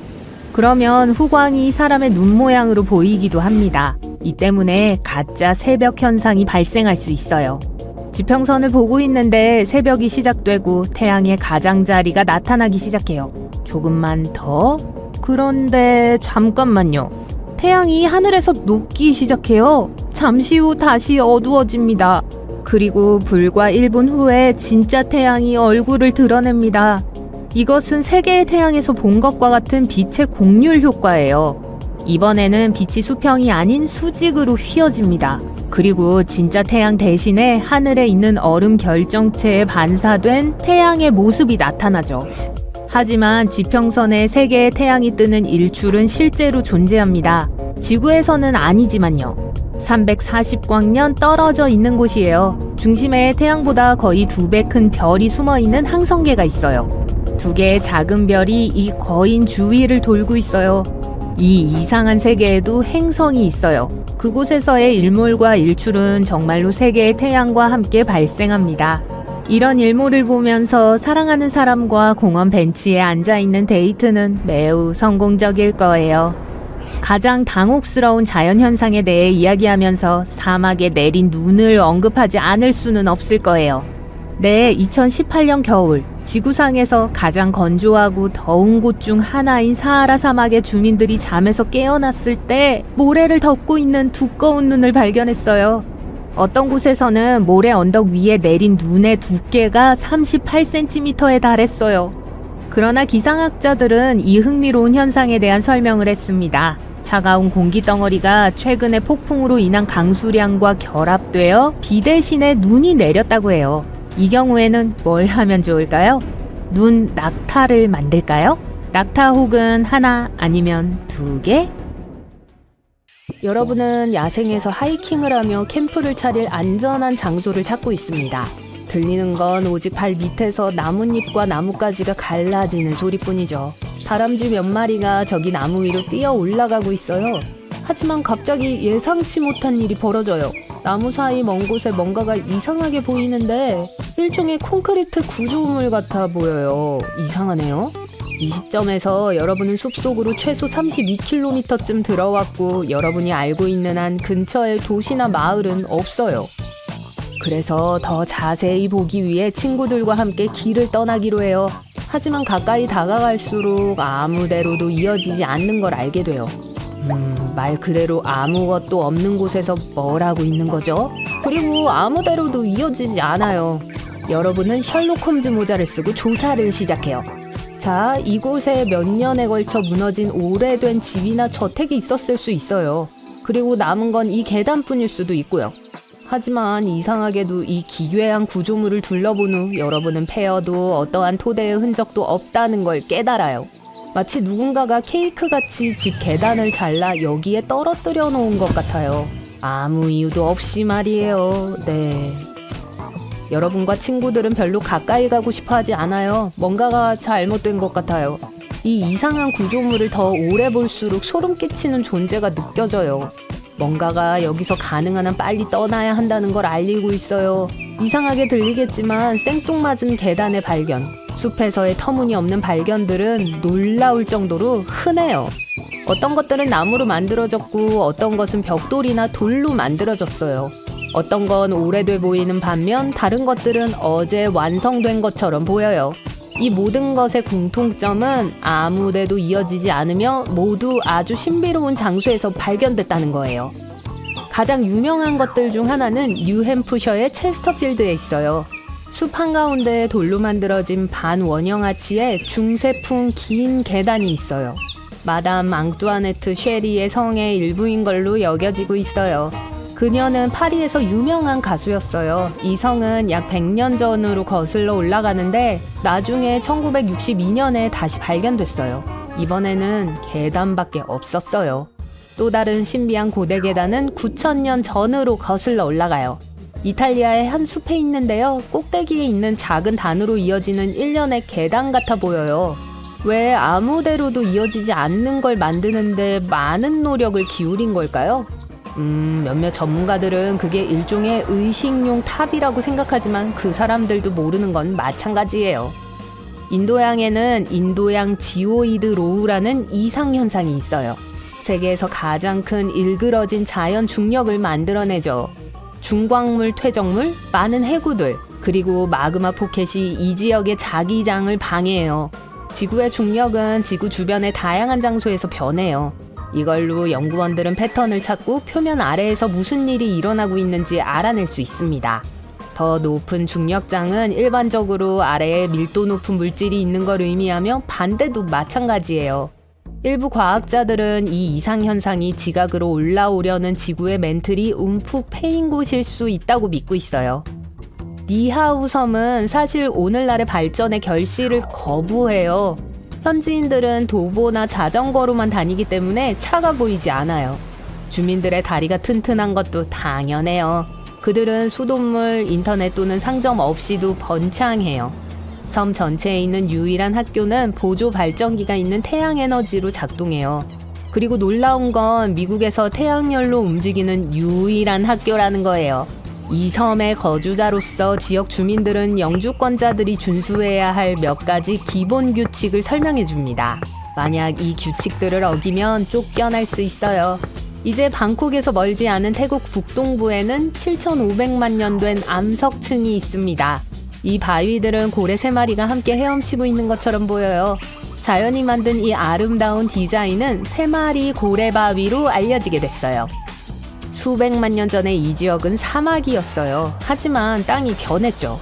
점차적으로 지각판의 움직임과 침식에 의해 사암이 산산조각 났어요. 그런 식으로 이 화려한 대형들이 만들어졌어요. 만약 3마리 고래 바위 주변의 산책로를 탐험하기로 결정했다면 그곳에서 폭포와 풍부한 동식물을 발견할 수 있을 거예요. 야말과 가이단 반도에 위치한 이 넓은 구덩이는 2014년에 발견되었습니다. 계속 변하고 진화하는 것 같아요. 구덩이는 점점 넓어지고 사람들은 더 자주 그곳을 찾아요. 물론 어떻게 나타났는지에 대한 이론은 많아요. 운석 충돌에서부터 다른 문명의 활동에 이르기까지 의견들은 많죠. 하지만 제일 일반적인 설명은 지구의 영구 동토층이 녹기 시작한 후 메탄가스가 물 분자에 반응하기 시작했다는 거예요. 이게 얼음을 통해 터지는 메탄 거품을 야기했을 거예요. 분화구들은 수천 년이 되었을 수도 있지만 확실히 아는 사람은 없습니다. 뉴멕시코주 타오스라는 작은 마을로 운전해 가고 있습니다. 지역 주민의 2%가 매일 이상한 윙윙거리는 소리를 들어요. 어떤 거주자들은 이 소리가 다른 은하계에서 온 손님들이 사용하는 기술과 어떤 연관이 있다고 믿고 있어요. 또 마을에 불길한 뭔가가 살고 있다는 이론도 있고요. 타오스는 저주받았다고들 하죠. 사악한 영혼이나 홀령이 조상들이 과거에 한 일로 사람들을 벌주고 있다고요. 과학자들은 아직도 이 소리의 본질을 설명할 수 없어요. 어떤 이론은 그 장소의 특이한 음향 때문에 발생한다고 하는 반면 다른 사람들은 윙윙거리는 소리는 환각이라고 해요. 어떤 사람들은 모두가 뭔가에 대해 이야기를 하고 마음이 실제로는 존재하지 않는 소리에 대한 환상을 만들어내서 그걸 듣는다고도 하고요. 이 소리가 모두에게 똑같지도 않아요. 어떤 사람들에겐 낮은 웅성거림이고 다른 사람들에겐 윙윙거리는 소리에 가까워요. 하지만 이상한 소리를 들을 수 있는 곳은 이곳만이 아니에요. 더 험이라고 불리는 소리는 전 세계 사람들이 들었다고 주장하고 있어요. 스코틀랜드의 작은 마을에 사는 몇몇 사람들은 그게 낮고 두꺼운 웅웅거리는 소리라고 묘사했습니다. 반면 플로리다의 일부 주민들도 비슷한 소리를 들었어요. 이 현상이 언제 나타났는지 정확히 알 수는 없지만 언론이 이 현상에 대해 처음으로 이야기하기 시작한 건 1970년대 영국에서였어요. 또 거의 200년은 거슬러 올라가는 신비한 윙윙거리는 소리에 대한 기록도 있어요. 일부 추정에 따르면 지구상의 약 2%의 사람들만이 웅웅거리는 소리를 들을 수 있다고 해요. 그 사람들의 귀가 저주파의 파동을 감지할 수 있거나 완전 다른 이유일 수도 있고요. 아마 흥얼거리는 사람이 노래의 가사를 모르기 때문에 웅웅거리는 소리를 듣는 걸 수도 있어요. 네, 이 농담도 200년짜리예요. 인도네시아의 한 화산은 밝은 푸른 용암을 내뿜고 파란색과 보라색 불꽃을 만들어내요. 이 현상은 화산이 세계에서 가장 높은 수준의 유황을 지니고 있기 때문에 발생해요. 또 악취로도 근처에 있다는 걸 알 수 있어요. 하지만 주제에 벗어난 이야기네요. 그리고 황산가스가 타는 듯한 뜨거운 공기와 상호작용하고 녹은 용암에 의해 불이 붙을 때 파랗게 변해요. 또 이 분화구 안에는 세계에서 가장 큰 산성호수가 있어요. 네, 냄새가 정말 심해요. 수중의 강과 호수가 염수연못이라고 불리는 데는 이유가 있어요. 높은 염분이 주변의 바닷물보다 그 안에 있는 물을 더 밀도 있게 만들어요. 그래서 강과 호수를 형성하면서 바닥으로 가라앉는 거예요. 이것에는 파도도 있어요. 이 파도들은 때때로 물가에 부딪힐 수 있습니다. 잠수함을 타고 그곳으로 내려가면 염수 연못 수면에 쉽게 떠다닐 거예요. 하지만 잠수함 없이 그런 호수에서 수영하는 건 너무 위험해요. 유독한 메탄과 황화수소를 너무 많이 함유하고 있거든요. 네, 전 이것도 패스할래요. 하지만 여러분은 하고 싶은 대로 하세요. 멕시코의 크리스탈 동굴은 세계에서 가장 독특한 결정 구조물의 본거지입니다. 동굴 안의 초희귀한 환경 덕분에 그곳의 결정체들은 믿을 수 없는 크기로 자라요. 공기가 엄청나게 습합니다. 물은 우유빛 거인들의 성장을 촉진시키는 수톤의 미네랄을 포함하고 있어요. 어떤 건 전봇대보다 더 길어요. 돌풍이 눈이 쌓인 지역을 가로질러 눈을 굴리기 시작할 때 원통형 눈 도넛이 생겨요. 마치 눈사람을 만들듯이요. 만약 그게 진짜라면 결국 바람이 움직이기엔 너무 무거워질 거예요. 하지만 눈 도넛의 중심은 비어 있어요. 도넛의 안쪽 층이 너무 얇고 도넛이 형성될 때 날아가기 때문이죠. 이것으로 눈덩이보다 더 가벼워져요. 그래서 더 굴러가기도 하는 거예요. 안타깝게도 눈 도넛이 나타나려면 아주 정확한 조건이 필요하기 때문에 보기 힘듭니다. 에티오피아의 다날키 한물지는 아마도 여러분이 볼 수 있는 가장 이상하게 생긴 곳 중 하나일 거예요. 네온빛 온천, 용암 웅덩이, 광활한 염전이 여기저기 흩어져 있어요. 여기서는 특히 조심해야 해요. 유독가스가 열수구 위로 소용돌이치고 있거든요. 그리고 많은 웅덩이들이 산성이 강해요. 그러니까 수영하러 가지 마세요. 적어도 점심 식사 후 30분까지는요. 농담이에요. 그리고 마지막으로 1992년 바다에서 발견된 28,000마리의 고무 오리만큼 미스테리한 게 또 없어요. 홍콩에서 미국으로 목욕 장난감을 운반하던 배가 바다에서 길을 잃었을 때예요. 이 오리들 중 일부는 수십 년이 지난 후에도 여전히 바다에 떠 있어요. 남아메리카, 알래스카, 하와이, 그리고 심지어 호주에서도 목격됐어요. 그리고 갖고 놀면 목욕 시간이 즐겁죠. 고무오리. 아래에서 우르렁거리는 소리가 느껴져요. 아니요, 여러분의 배 말고요. 낮고 불길해요. 위를 올려다보니 땅 위에 걸려있는 이상한 불빛이 보여요. 하늘 높이 떠있는 반짝이는 빛의 공 같아 보여요. 목이 말라서 침을 꿀꺽 삼켰어요. 사람들은 이걸 지진 발광이라고 불러요. 이 현상에 대한 이해는 아주 적으나 목격자들은 다양한 모양과 크기로 이 현상을 보았다고 했어요. 이것은 불빛 공, 반번개, 띠, 그리고 하늘의 지속적인 빛의 형태일 수 있어요. 곧 강한 지진이 뒤따르죠. 과학자들은 왜 이런 불빛들이 나타나는지 설명하지 못하며 항상 증명하지 않죠. 어떤 사람들은 대기 중으로 방출된 지하가스의 반응이라고 믿어요. 아니나 다를까 지진이 시작돼요. 운이 좋네요. 하지만 예상보단 강하지 않군요. 당은 흔들리지만 균형을 유지할 수 있을 정도네요. 시작과 동시에 갑자기 멈춰서 여러분은 집으로 걸어가요. 집에 가는 길에 섬광을 보고 채찍 휘두르는 소리가 들려요. 번개가 방금 여러분이 서 있던 곳 근처에 홀로 있던 나무를 강타했어요. 불이 붙었고 불기둥이 하늘로 치솟고 있어요. 아직도 비는 오지 않고 불기둥은 점점 더 커져요. 여러분은 불 토네이도 같은 것에 대해 들어본 적이 있나요? 이런 현상은 기압의 차이로 바람이 지면 가까이 원안에 갇힐 때 발생해요. 이런 작은 토네이도는 보통 쉽게 알아차릴 수 있죠. 작은 돌무더기, 먼지, 모래, 그리고 나뭇잎들이 공중으로 솟아오르고 빠른 원을 그리며 날기 시작해요. 하지만 그러다가 만약 근처에 화재의 근원이 있다면 깔때기가 불을 잡아 풀무처럼 더 강하게 불 수 있어요. 불길이 빙글빙글 돌면서 점점 더 높아지다가 결국 소용돌이 치고 불타는 탑을 만들어요. 다행히도 불 토네이도는 수명이 짧고 보통 큰 피해를 입히지 않아요. 하지만 저 나무 밑에서 폭풍을 피하려고 하지 마세요. 플로리다와 캐리비안 해안의 일부 지역에서 이 특이한 식물을 발견할 수 있어요. 겉으로는 전혀 특별해 보이지 않죠? 회색 몸통, 녹색잎, 그리고 작은 사과와 비슷한 과일. 여러분이 기억해야 할 것은 절대로 이 사과를 따지 말고 특히 비가 올 때 나무 옆에 서 있지 말라는 거예요.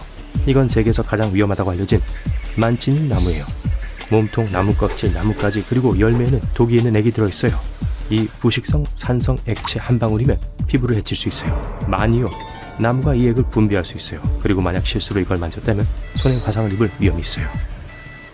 비가 오면 물방울이 나무에서 떨어지고 독과 섞여요. 또 물이 나무 껍질에서 튀어 피부에 묻을 수 있어요. 그래서 근처에 서 있으면 안 돼요. 주변에 자라는 다른 과목이나 버섯은 거의 없고 동물들은 이 나무들을 피하고 사람들은 이걸 자르지도 않고 과일을 따지 않아요. 이 나뭇가지로 모닥불을 피울 수 없어요. 타는 나무는 눈에 손상을 입힐 수 있는 유독성 연기를 내뿜어요. 현지인들은 이 나무를 잘 알지만 관광객들과 여행객들은 잘못하다가 다칠 수 있어요. 그래서 대부분의 만칠리 나무는 페인트로 표시되어 있거나 경고 표지가 있어요. 베네수엘라 서부 카타툼보 강 근처에 사는 주민들은 거의 매일 밤 번개를 보기 때문에 번개를 두려워하지 않아요. 오후 7시경에 시작되어 새벽까지 끝나지 않죠. 끊임없이 치는 카타툼보 번개는 2010년 1월부터 3월까지 몇 달 동안 멈춘 적이 한 번 있어요. 아마도 가뭄 때문이었을 거예요. 아니면 전화가 다 떨어졌던 걸 수도 있어요. 1991년 한 과학자는 이 현상이 그 지역에서 만나는 차고 따뜻한 기류 때문에 일어난다고 제기했어요. 또 다른 이론은 번개가 기반함에 있는 우라늄에 의한 것일 수도 있다고 해요. 모든 번개가 구름 안에서 일어난 건 아니에요. 지저분한 폭풍우라고 불리는 희귀한 현상이 있어요. 번개가 화산 위에서 발생하는 건데 가장 유명한 건 일본에 있어요. 거의 매일 분출하고 공중으로 검은 구름을 높이 내뿜죠. 그래서 엄청나게 무서운 화산 구름인데 거기다가 번개까지 있어요. 우후! 보통의 번개는 폭풍우 동안 얼음 결정이 서로 부딪힐 때 일어나요. 지저분한 폭풍우 속에서 화산재 조각들이 충돌해 마찰을 일으켜 하늘에 불을 붙이죠. 지구상에서 가장 덥고 가장 건조한 곳 중 하나인 아프리카의 다나킬 사막에서는 기온이 종종 화씨 50도 이상으로 올라가요. 이 세상이 아닌 풍경에는 염소와 유황과 같은 유독가스를 내뿜는 활화산과 간헐천이 많이 있어요. 그 활기찬 녹색, 강청색과 노란색의 물은 모두 마그마에 의해 데워진 비와 바닷물이에요. 여기서 한 발짝 잘못 내디디면 여러분 영원히 죽은 목숨이에요. 이것은 2009년 6월에 일어났어요. 폭풍우가 내린 후 일본의 일부 지역 사람들이 집을 떠났는데 사방에서 물고기, 개구리, 올챙이를 보게 되었죠. 들판, 도로, 잔디밭 그리고 옥상은 이 수중생물들로 난장판이었죠. 한 남자는 그의 트럭과 주변에 13마리의 잉어가 있는 걸 보고 충격을 받았어요. 몇 마리인지 세력이 멈춘 것 같네요. 이 기괴한 비가 어디에서 왔는지 아무도 확실히 알지 못해요. 하지만 가장 인기 있는 이론은 강력한 용얼음이 이 모든 생물들을 들어올린 거라고 주장해요. 그러고 나서 이걸 상층 대기로 운반해서 아래에 있던 아무것도 모르고 있는 사람들에게 생물들을 떨어뜨린 거죠. 이제 캐나다의 아브라함 호수에 오신 걸 환영합니다. 완전히 얼어있어요. 여러분은 투명한 얼음 위에 올라서서 아래의 풍광을 내려다봐요. 물고기는 없고 그냥 신비스러운 얼어버린 기포들 뿐이에요. 마치 얼음에 얼어붙은 작은 구름이나 겨울 재킷을 챙겨 입는 걸 잊은 해파리 같아 보여요. 메탄으로 이루어진 수천 개의 작은 기포들이 있어요. 하지만 그걸 만지려고 얼음에 구멍을 파지 마세요. 메탄은 가연성이 아주 높아요. 이건 메탄을 생성하는 박테리아가 나뭇잎, 풀, 곤충 또는 호수에 유입되는 다른 유기물을 먹어서 만들어졌어요. 메탄이 얼은 물에 닿으면 수만 개의 얼어붙은 작은 공으로 변해요. 얼음이 녹으면 터져서 지글거리죠. 비슷한 호수가 북극해 일부 해안 근처에서 발견될 수 있어요. 그곳의 기포의 크기는 열기구의 몇 배에 이를 수 있어요. 확실히 아름답지만 사실 안전하지 않죠. 다음 충격적인 호수는 인도네시아에 있어요. 자바섬입니다. 풀과 나무가 우거져 있는 장엄한 화산에 왔어요. 화산은 잠들어 있는 것 같지만 연기가 쏟아져 나오고 있어요. 정상에 올라요.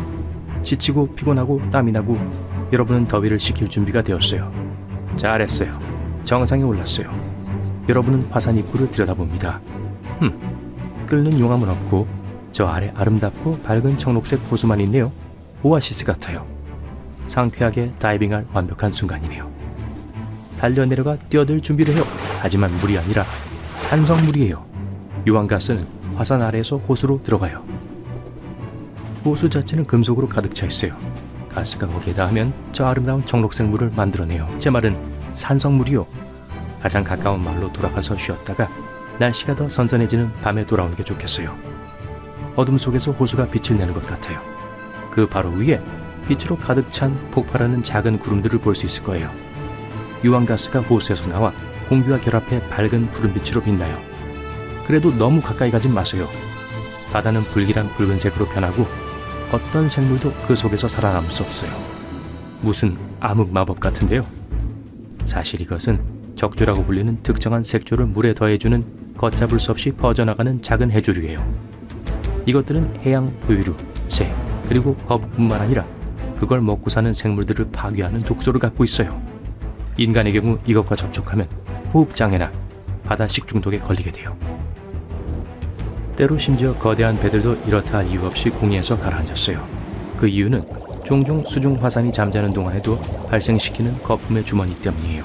이 생산적인 마그마 공장들은 물밑 2600m에 숨겨져 있어요. 깨어날 때 마치 육지 화산처럼 행동하고 파괴적인 쓰나미를 일으킬 수 있어요. 이 나무는 병처럼 생겼는데 어쩐지 병나무라고 불린다 했네요. 나미비아에서 자라고 많은 관광객들을 끌어모으죠. 하지만 이 나무는 지구상에서 가장 위험한 나무 중 하나니까 너무 가까이 가지 마세요. 우유 같은 액이 나무 몸통 안쪽에 흘러요.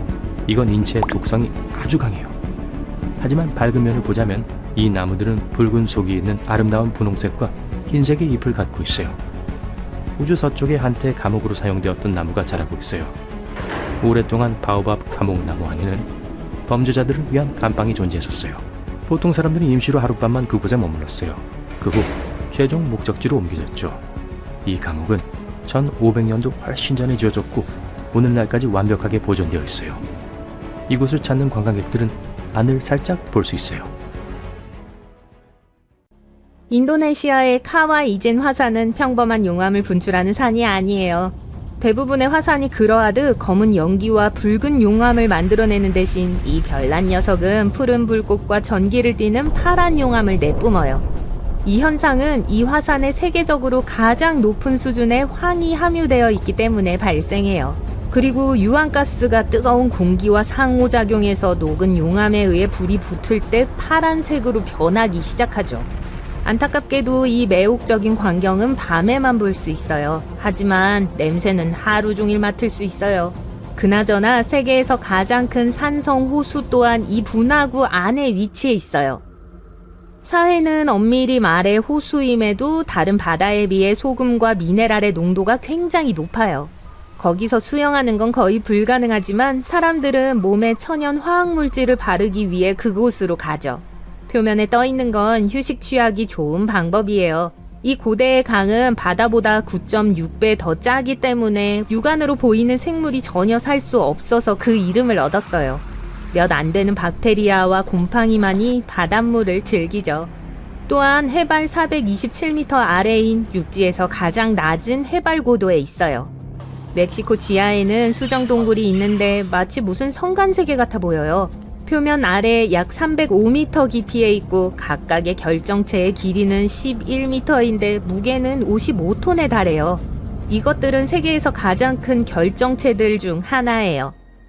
러스켄타이어 해변에는 끝없이 펼쳐진 하얀 모래 언덕과 푸른 물줄기가 있어요. 열대 분위기에 현혹되지 마세요. 스코틀랜드에 있거든요. 그래서 5월과 6월에만 주로 이렇게 보이는 거예요. 12월에는 하루 평균 1시간만 햇빛이 내리쬐기 때문에 단색으로 훨씬 더 드라마틱해 보여요. 조지아 가이드스톤은 별 패턴을 한 거대한 돌들의 집합체예요. 이것은 힌디어, 중국어, 스와힐리어를 포함한 8개 언어로 새겨진 글이 있어요. 또 1980년에 완성된 천문 달력이 있는데 수세기 동안 사용되도록 만들어졌죠. 아무도 누가 왜 이걸 만들었는지 몰라요. 화창한 캘리포니아의 자이언트 포레스트의 본거지인 세쿼이아 국립공원으로 넘어갈게요. 이곳은 수천 년 동안 존재해왔어요. 세계에서 가장 큰 10개의 살아있는 식물을 포함해 이 거대한 나무들 중 8,000개 이상이 이 땅을 지배해오고 있어요. 제너럴 셔먼 나무는 최대 2,700년이 된 걸로 추정되며 크기로 볼 때 세계에서 가장 큰 살아있는 나무로 알려져 있어요. 이스터 섬의 유명한 돌머리 석상은 수백 년 동안 존재해왔어요. 아무도 이것들이 왜 지어졌는진 정확하게 몰라요. 일부 과학자들은 그 조각상들이 토양을 더 비옥하게 만들어줄 거라고 그 지역 사람들이 믿었다고 생각해요. 토양 분석을 통해 머리 석상들이 일을 잘했다는 게 증명됐어요. 여기가 섬에서 가장 좋은 농경지거든요. 터키에 있는 파무칼레 고대 온천의 화학 성분은 가장자리 위로 쏟아지는 물을 마법 같아 보이게 해요. 몸뿐만 아니라 마음까지 깨끗하게 해주는 효과가 있죠. 사우디아라비아에 가면 두 조각이 평행하게 놓여있는 가운데가 완벽하게 잘려진 바위가 있어요. 알 나스라를 이토록 독특하게 만드는 것은 이게 인공적으로 만들어진 것이 아닌 수년에 걸쳐 자연이 만들어낸 결과라는 점이에요.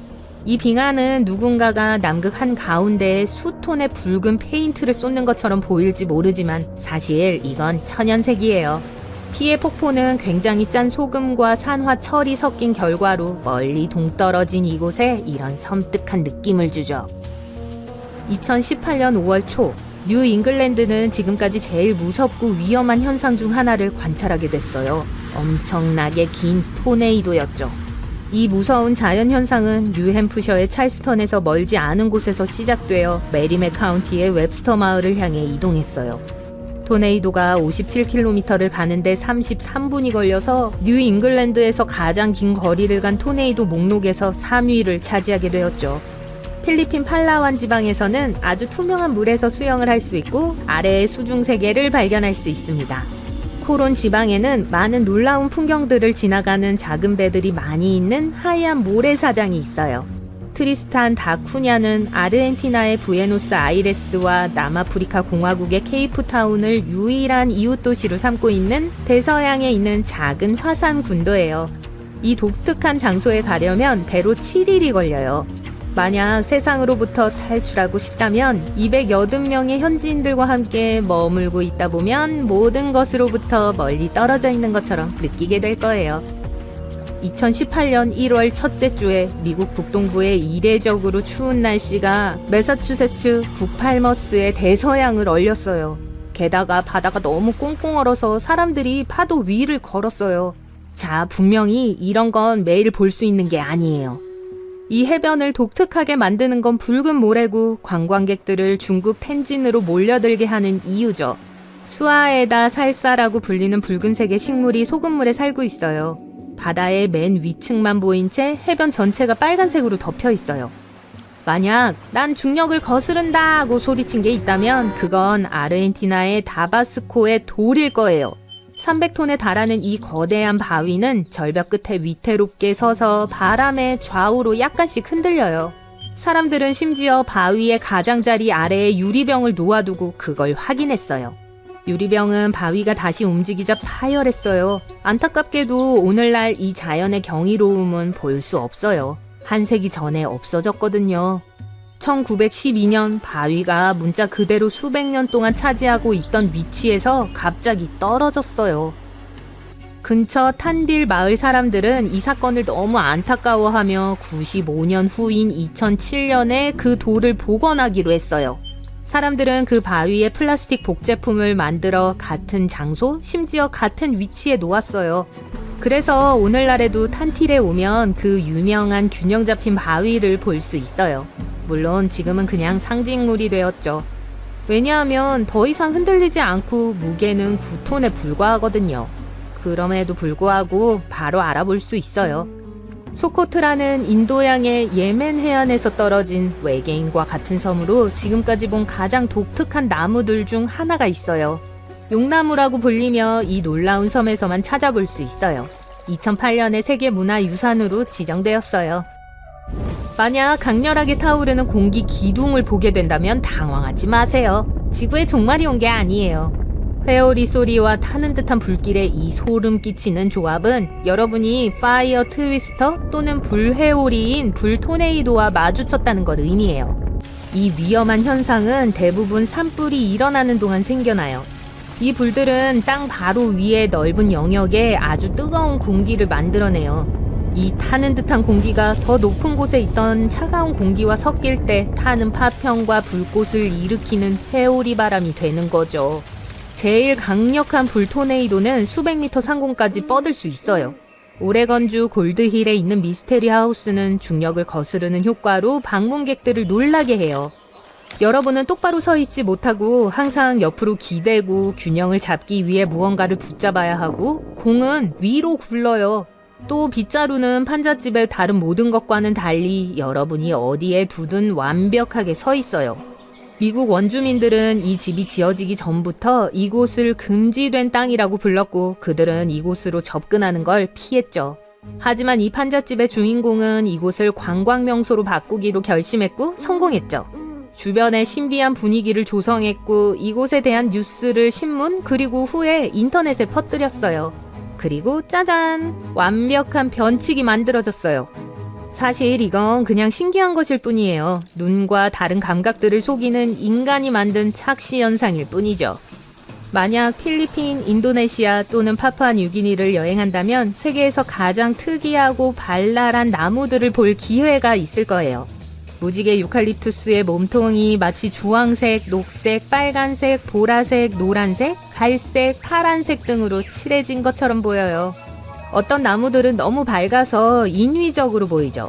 무지개 유칼립투스는 정기적으로 나무 껍질을 벗는데 그 아래에 밝은 녹색층이 드러나게 돼요. 잠시 후 이 녹색층은 점차 색이 변하고 탈피가 나무 줄기의 다른 곳에서 각기 일어나기 때문에 나무는 다채롭고 아주 매력적으로 보이기 시작해요. 예멘은 세계에서 가장 오래된 마천루와 가장 오래된 대도시의 본거지예요. 고대 도시 시밤은 사막 바닥에서 튀어나온 진흙 건물들로 인해 사막의 맨하탄으로 여겨졌죠. 이것들은 고대의 캐러밴 정류장으로 사용되었어요. 러시아 발트해 연안에는 수수께끼 같은 국립공원이 있습니다. 춤추는 숲은 지금까지 어떤 과학자도 설명하지 못한 곳입니다. 숲의 소나무는 모두 고리와 나선형으로 꼬불꼬불 굽어 있어요. 그 지역의 모래 언덕을 보다 안정적으로 만들기 위해 소나무를 심었던 60년대 초반이 돼서야 그 모습을 드러냈죠. 한 가지 이론은 불안정한 모래가 나무를 이렇게 꼬이게 만들었다는 거예요. 꼬불꼬불한 나무에 대한 다른 이론들에선 강한 바람 혹은 초자연적인 힘 때문이라고 하고 있습니다. 어떤 사람은 숲에서 긍정적인 에너지와 부정적인 에너지가 만나면서 나무를 꼬이게 만든 거라고 하네요. 지역 전설에 따르면 나무 고리 중 하나를 통해 나무에 올라가는 사람은 수명이 1년 늘어나거나 소원이 하나 이루어진다고 합니다. 이거 마음에 드네요. 엽기적인 나무에 대해 말하자면 이탈리아 피에몬트 지역에서 자라는 나무 한 그루를 빼놓을 수 없죠. 그곳에선 뽕나무 꼭대기에서 벚나무가 자랍니다. 이상한 것은 두 나무 모두 완전 건강하다는 거예요. 토성의 북극에 계속되는 폭풍은 모양이 이상합니다. 육각형이에요. 아마도 바람이 기울기 때문일 것 같아요. 이 구름 패턴의 총 길이는 14,500km로 지구의 지름보다 약 1,800km 더 깁니다. 육각형은 여러 해 동안 관찰되었지만 더욱 신비로워졌습니다. 색깔도 변했거든요. 예전엔 청록색이었지만 최근엔 황금색으로 바뀌었죠. 색이 변하는 이유는 계절이 바뀌면서 극지방이 햇빛에 노출되기 때문이에요. 워싱턴의 오크빌에서 비가 오는 게 드문 일은 아니지만 이 비는 여전히 과학적으로 확실하게 설명되지 않았습니다. 흔한 빗물방울 대신에 하늘에서 투명한 젤리 형태의 빗방울이 떨어졌어요. 이 방울들이 약 58제곱킬로미터에 걸쳐 내렸죠. 이 비에 매우 가까이 간 사람들은 감기 같은 증상을 경험했다고 합니다. 그 방울은 뭐였을까요? 연구원들은 이 방울에 인간 백혈구가 들어있다고 주장했습니다. 이후 실험에서는 핵이 없는 것으로 나타났어요. 어떤 사람들은 이 방울이 해파리가 증발되어 비처럼 내린 거라고도 하고 심지어 상업용 비행기에서 떨어진 폐기물이라고 주장하기도 합니다. 항해하는 바위라고도 알려진 걸어다니는 바위는 외부의 개입 없이 캘리포니아의 데스밸리 국립공원을 가로질러 이동하며 가는 길을 따라 흙과 모래에 긴 흔적을 남깁니다. 움직이는 바위에 다양한 타임랩스 영상 자료가 찍혀 있어요. 과학자들은 심지어 몇몇 바위에 GPS 내비게이션을 설치했고 바위가 상당한 속도로 움직인다는 것을 알아냈습니다. 일부 연구원들은 밤 동안 데스밸리의 어는 듯한 기온 때문에 얇은 얼음이 만들어진 후 낮이 되자 얼음이 녹을 때까지 바위가 움직이게 된 거라고 생각합니다. 아니면 롤링스톤즈 콘서트가 있었거나요? 농담입니다. 시베리아의 바타가이카 분화구는 지하세계의 문처럼 보입니다. 길이는 약 1km이고 깊이는 86m예요. 하지만 성장을 멈추지 않습니다. 깊이가 점점 더 깊어질수록 지하층이 더 많이 노출되죠. 이 층들은 수천 년 전 지구의 모습을 보여줍니다. 움푹 꺼진 땅에 지구가 예전에 어떤 기후였는지가 드러나거든요. 이 분화구는 60년대에 급속한 삼림벌채로 나타나기 시작했습니다. 나무는 더 이상 땅의 그늘을 들이우지 않았고 땅은 더 뜨거워졌죠. 그래서 영구 동토층이 녹으면서 분화구가 형성된 거예요. 뉴멕시코 타오스의 웅웅거리며 고동치는 소리는 1990년대 이후 현지인들을 미치게 만들었습니다.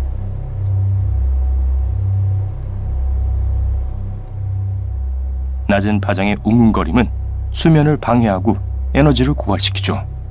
과학자들은 소리의 근원을 찾으려고 노력했지만 여전히 그 원인을 정확히 찾아내지 못했습니다.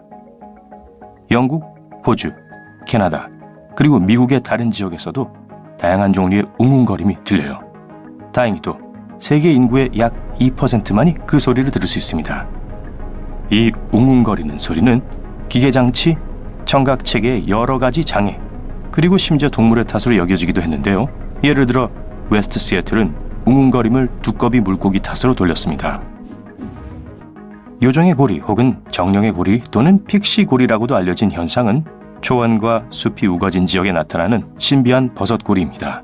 버섯이 거의 완벽한 원형으로 자라는 이유에 관한 많은 논쟁이 있었어요. 어떤 미신은 요정이 춤을 춰서 땅을 태워서 버섯이 빠르게 자라게 한다고 주장하죠. 코스타리카에는 약 300개의 구형의 돌덩이가 있습니다. 현지인들은 그걸 라스볼라스라고 부르는데 단순히 공이란 뜻이에요. 이 돌은 거의 완벽하게 둥근 모양을 하고 있죠. 그들 중 일부는 무게가 각각 16톤까지 나갈 정도로 거대하죠. 이 돌덩이들은 또 각각 다른 재료로 만들어졌습니다. 반려암, 석회암, 그리고 사암으로요. 추장의 집 앞에 일직선으로 배치한 것으로 보고 있지만 정확한 기원은 모릅니다. 어떤 신화에서는 이 돌들이 아틀란티스에서 유래했다고 주장하죠. 만약 여러분이 10월 말에 메콩강을 여행한다면 물에서 솟아오르는 빛나는 공을 볼 기회가 있을 거예요. 현지인들은 이 빛나는 공을 나가의 불덩이라고 부릅니다. 빛의 크기는 다양해요. 불그스름한 공은 불꽃처럼 작은 것부터 농구공만큼 큰 것도 있습니다. 하루에 수십에서 수천 개의 공을 볼 수 있어요. 과학자들은 왜 이런 일이 일어나는지에 대해 확실한 설명을 전혀 하지 못하지만 습지 환경에 의해 방출되는 가연성 가스 때문일 수도 있다고 생각하고 있습니다. 몇몇 미신을 믿는 현지인들은 메콩에 사는 거대한 뱀 때문이라고 확신하고요. 대단한 불덩이에요. 미네소타에 있는 슈페리어 호수 북쪽 해안에는 악마의 주전자로 알려진 공원이 있습니다. 악마의 주전자는 둘로 갈라지는 폭포인데요. 강의 한 부분은 계속 이어지는 반면 다른 한 부분은 땅속 구멍으로 사라집니다. 무엇이든 악마의 주전자에 던진 물체는 다시 나타나지 않아요. 과학자들은 아직도 구멍으로 떨어지는 물이 어디로 가는지 완전히 설명하지 못합니다. 악마의 주전자는 물의 흐름을 추적하는 게 거의 불가능하기 때문에 사람에게 위험합니다. 네, 튜브 타고 놀 곳은 아니라는 얘기죠. 그루니어는 기괴한 짝짓기 의식으로 유명한 물고기입니다. 암컷은 물 밖으로 나와 해안으로 올라가죠. 그리고 알을 낳기 위해 고리로 모래 속을 파고듭니다. 알은 모래 속에 숨어 기다리고 있고요. 열흘이 지나 만조가 찾아오면 바다가 새로 부화한 새끼들을 씻어냅니다. 과학자들은 여전히 왜 이런 방법으로 번식하는지에 대한 어떤 확실한 설명도 내놓지 못하고 있어요. 헤스달렌 계곡 너머의 노르웨이 시골에 사는 사람들은 종종 흰색과 노란색과 빨간 빛이 하늘을 가로지르는 것을 볼 수 있습니다. 이 불빛은 낮과 밤 모두에 나타나고 80년대엔 한 주에 15에서 20번 발견된 적도 있어요. 헤스달렌의 빛은 몇 초간만 나타나기도 하지만 때때로 1시간 이상 지속되기도 합니다. 불빛은 공중에 떠다니거나 심지어 이리저리 흔들리는 것처럼 보이기도 해요. 어떤 과학자들은 이 빛의 원인이 이온화된 철먼지 때문이라고 믿고 있고 다른 과학자들은 나트륨과 산소, 수소를 포함한 연소 때문이라고도 합니다. 단지 잘못 식별된 항공기라고 주장하는 사람들도 많아요. 옐로스톤 공원에는 유명한 끓는 호수가 있지만 그 호수가 끓는 호수로 세계에서 유일한 것은 아닙니다. 아마존 깊은 곳에는 항상 뜨거운 6.5km 길이의 샤나이 팀피시카 강이 있어요. 그 이름은 태양이 끓였다는 뜻이죠. 실제로 끓는 건 아니지만 섭씨 91도까지 도달하기 때문에 파스타를 익히기에 충분합니다. 한번 해볼까요? 이 강의 최저 온도는 45도입니다. 이런 현상을 여전히 과학적으로 설명할 수 없어요. 왜냐하면 물이 이런 온도까지 데워지려면 화산과 거리가 가까워야 하는데 가장 가까운 화산이 640km나 떨어져 있거든요. 하지만 이 현상을 설명할 수 있는 결함이 지구 아래에 있을 수도 있죠. 서부 베네수엘라로 가볼까요? 카타툼보 강 근처에 사는 현지인들은 번개를 두려워하지 않습니다. 거의 매일 밤 보니까요. 7시경에 시작해서 새벽까지 멈추지 않습니다. 영원히 멈추지 않는 카타툼보 번개는 2010년 1월부터 3월까지 한 번 몇 달 동안 멈춘 적이 있었는데요. 아마 가뭄 때문이었을 거예요. 아니면 전기가 다 떨어졌거나요. 1991년에 한 과학자가 이 지역에서 냉기류와 온기류가 만나기 때문에 이런 현상이 일어난다는 의견을 내놓았습니다. 또 다른 이론은 기반함에 우라늄이 있기 때문에 번개가 치는 것일 수 있다는 거예요. 번개 얘기가 나왔으니 전 번개처럼 가야겠어요. 안녕히 계세요. 상상해보세요. 여러분은 화산이 폭발하는 것을 보고 있어요. 그 자체로 무서운 광경이죠. 하지만 갑자기 불길한 밝은 섬광이 화산 위의 하늘을 밝게 비추는 것이 보입니다. 이것은 그 악몽과도 같은 경험을 완전히 새로운 차원으로 끌어올려요. 한 가지 원인은 밀도가 높은 화산재 입자들이 땅 위에서 그리 높지 않은 곳에서 서로 마찰할 때 발생하는 정전기 때문이에요. 화산 번개의 다른 원인은 지표면에서 높이 올라가 성층권 근처에 있는데 그곳은 혼돈스럽게 움직이는 얼음 결정이 강하게 충돌하는 곳입니다.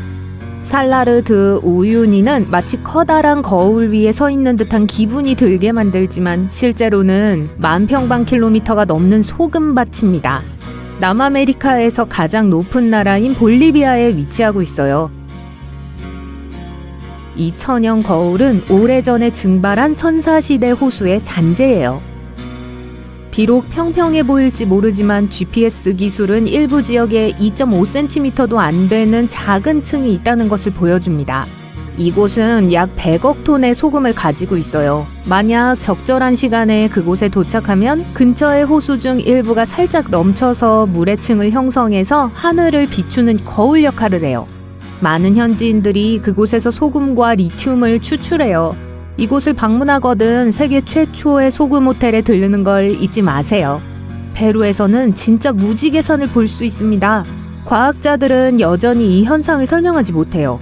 화려한 산 꼭대기에 도달하기 어렵지만 자연에서 파란색, 빨간색, 녹색, 노란색, 분홍색을 보는 것은 분명히 기억에 남을 일입니다. 얼어붙은 비행 접시처럼 보이는 것은 사실 매우 가연성이 높은 메탄가스 방울이에요. 물속에 갇힌 채 환상적인 풍경과 놀라운 패턴을 형성해요. 캐나다 알버타의 아브라함 호수 같은 북부 호수에서 흔히 발생하는 이 방울들은 죽은 동물, 나뭇잎, 식물들이 물에 가라앉아 박테리아에 의해 분해될 때 나타납니다. 이 박테리아는 나중에 메탄가스를 배출해요. 와, 여기까지 냄새가 나는 것 같네요. 2018년 3월 말 동유럽에서는 으스스하면서도 아름다운 사건이 목격됐어요. 스키를 즐기던 사람들은 붉은색 하늘 아래 주황색 비탈을 미끄러져 내려갔어요. 어리둥절하면서도 흥분한 사람들은 이 경험을 화성을 걷거나 모래 언덕을 스키를 타고 내려오는 것 같았다고 묘사했습니다. 이 현상이 비록 신비로워 보이긴 하지만 실망스러울 정도로 간단한 설명이 있어요. 이런 특이한 풍경의 원인은 사하라 사막에서 온 강력한 모래 폭풍이었어요. 이 폭풍은 먼지, 모래, 꽃가루 입자를 싣고 와서 눈을 주황색으로 물들였습니다.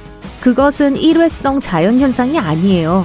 기상학자들은 적어도 5년에 한 번 주황색 눈이 동유럽의 땅을 덮는다고 말합니다. 그런데 오렌지색 눈은 먹지 마세요. 2018년 2월 20일과 21일 미국 북동부 지역의 사람들은 최근 기상이변 중 가장 특이한 것을 경험했어요. 폭염이었어요. 네, 2월에요. 사실 그것은 1800년대에 공식적인 기상 기록이 시작된 이래 가장 놀라운 겨울 폭염이었습니다. 예를 들어 메인주의 프라이버그에서는 기온이 21도까지 올라가서 사람들이 코트를 벗었어요. 매사추세츠의 피츠버그에서 바깥 온도가 27도까지 오른 것을 보고 어리둥절한 사람들이 샌들을 신었습니다. 기온이 28도에 달했던 펜실베니아주 해리스버그와 온도계가 25도를 기록한 메인주 웰스에서도 같은 일이 벌어졌어요. 약 11,000년 전 도시나 금속 도구가 전혀 없었던 오늘날의 터키에서 믿을 수 없을 정도로 숙련된 장인들이 괭베클리 테페를 완성했습니다. 어떻게 그 사람들이 티라노사우루스 렉스보다 3배나 무거운 석회암 덩어리를 파내고 옮길 수 있었는지와 그것이 무엇을 상징하는지는 아직 알려지지 않았어요. 미국 와이오밍에 있는 데블스 타워에 대한 놀라운 사실은 과학자들이 애초에 어떻게 그것이 존재하게 되었는지 설명할 수 없다는 것입니다. 264m 높이의 암석 덩어리는 벽이 너무 가팔라서 거의 수직에 가까워요. 게다가 와이오밍의 평야에 솟아 있어요. 주변 몇 킬로미터 내에 이런 것은 전혀 없어요. 그렇다면 어떻게 이렇게 평평한 지역에서 갑자기 높은 것이 생겨날 수 있었을까요? 많은 이론들이 있지만 아무도 아직 답을 모릅니다. 크로아티아의 호수 국립공원은 주요 관광 명소이자 많은 독특한 동식물들이 모여있는 세계 문화유산이에요. 사방에서 흐르는 무한한 폭포와 맑은 호수가 어우러져서 마치 서사 영화 세트장처럼 보입니다. 1980년대 중반, 한 스쿠버 다이버가 일본 해안에서 요나구니 기념비를 발견했습니다.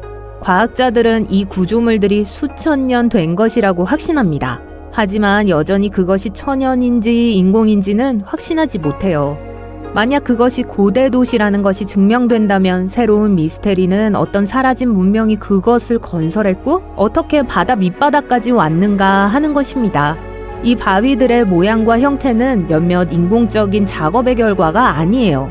강렬한 화산 폭발에 의해 만들어졌어요. 과학자들은 여전히 왜 아일랜드의 자이언트 코스웨이가 그렇게 이상한 모양으로 만들어졌는지 혼란스러워하고 있습니다. 1812년 알 수 없는 이유로 영국의 한 농부가 지역 화가에게 돈을 주고 산비탈에 있는 수톤의 흙을 제거하고 백악으로 윤곽을 채웠어요. 화가는 돈만 받고 도망갔기 때문에 농부는 또다시 돈을 지불하고 알튼 반스 화이트 호스를 완성시켰습니다. 아이슬란드의 검은 폭포는 아이슬란드를 둘러싸고 있는 어두운 색의 용암 기둥에서 그 이름을 얻었어요. 폭포의 바닥에는 날카로운 바위가 있어요. 전체 건축물은 아이슬란드의 유명한 건물들에서 볼 수 있는 아이슬란드 건축에 영감을 주었습니다. 습한 겨울밤에 숲에서 머리카락 얼음을 볼 수 있어요. 솜사탕이나 흰머리 가발처럼 생긴 특이한 얼음 결정이 썩은 나무 위에서 자랍니다. 불행하게도 이 아름다움은 해가 뜨자마자 녹아버려요. 최근에야 과학자들은 머리카락 얼음을 만드는 것을 발견했습니다. 여태껏 그것은 바로 준비됐나요? 곰팡이균이었어요. 그것은 얼음이 매우 얇은 털을 형성하도록 해주고 밤새도록 이 형태를 지지하도록 돕습니다. 이 특정한 종류의 곰팡이가 존재하지 않을 때는 연약한 털 대신에 얼음은 껍질 같은 구조를 형성해요. 산불의 가장 흔한 원인 중 하나는 뇌우에서 나오는 번개입니다. 하지만 산불이 뇌우를 일으킨 사례에 대해 들어본 적이 있나요? 이제 듣게 되실 거예요. 2018년 5월 11일 텍사스주 아마릴로에서 멀지 않은 곳에서 있었던 일입니다. 초대형 말라드 화재는 공중의 밀도가 높은 거대한 구름을 만들었을 뿐만 아니라 그 열기는 또한 나중에 90km 떨어진 텍사스 윌러 카운티에 동정 크기의 우박이 수톤이나 내리게 만든 격렬한 뇌우를 야기시켰어요. 카엔지는 네브래스카에 있는 가장 이상한 랜드마크입니다. 이 작품을 만든 사람은 진짜 스톤헨지를 연구했고 그의 아버지에게 경의를 표하기 위해 오래된 자동차로 자신만의 버전을 만들었어요. 어떤 차들은 돌기둥처럼 서 있고 어떤 차들은 아치로 연결되어 있어요. 왜 이런 것을 만드냐고 물었을 때 그 건축물을 만든 사람은 안 될 것도 없죠 라고 답했어요. 2007년 미시간 호수 바닥에서 스톤헨지를 닮은 것이 또 하나 발견됐어요. 원형의 돌무더기와 마스토돈 조각이 있었어요. 이 동물은 10,000년 전에 사라졌으므로 조각은 그보다 더 오래됐을 거예요. 그 위치는 대중에게 공개되지 않았어요. 행운을 빌어요. 캐나다의 허드슨만은 아마도 지구상의 다른 어느 곳보다 중력이 더 낮은 세계에서 유일한 곳일 겁니다. 심지어 회의론자들도 그 차이가 정밀 장비로 측정됐기 때문에 비웃을 수가 없어요. 그렇다면 이곳에서는 중력이 달에서처럼 낮다는 뜻일까요? 불행히도 아니면 다행일까요? 그 차이는 미미해요. 정확한 값은 0.005% 또는 200분의 1%예요. 아무리 애써도 느낄 수 없겠지만 존재하는 건 사실이에요. 과학자들은 이 변칙이 존재하는 이유가 약 10,000년 전에 이 지역을 덮고 있던 빙상 때문이라고 말합니다. 빙상이 암석을 너무 많이 압축해서 아직도 완전히 회복하지 못했고 허드슨만의 중력장을 이동시켰어요. 하지만 미래의 언젠가 이 지역에서도 중력이 정상으로 돌아올 거예요. 2010년 화석화된 물고기가 나일강 서쪽 400km 지점에서 발견됐어요. 사하라 사막에서 말이죠. 이 우연한 발견으로 과학자들은 현재 사하라 사막에 바다가 있었을지도 모른다고 믿게 되었고, 그래서 그 지역에 대한 지질 조사를 실시했습니다. 그리고 예상치 못한 결과를 얻었어요. 모래 아래에서 거대한 무언가의 증거를 발견했는데 바다의 일부가 전혀 아니었어요. 몇 달 동안 그 연구는 육지에 있는 GPS 장비로 계속되었고, 나중에 모든 지상 데이터가 수집되었을 때 과학자들은 인공위성에서 그 지역을 관찰했습니다. 그 광경은 놀라웠어요. 사막 아래에 거대한 분지가 있었고 그 근처에 작은 분지가 있었어요.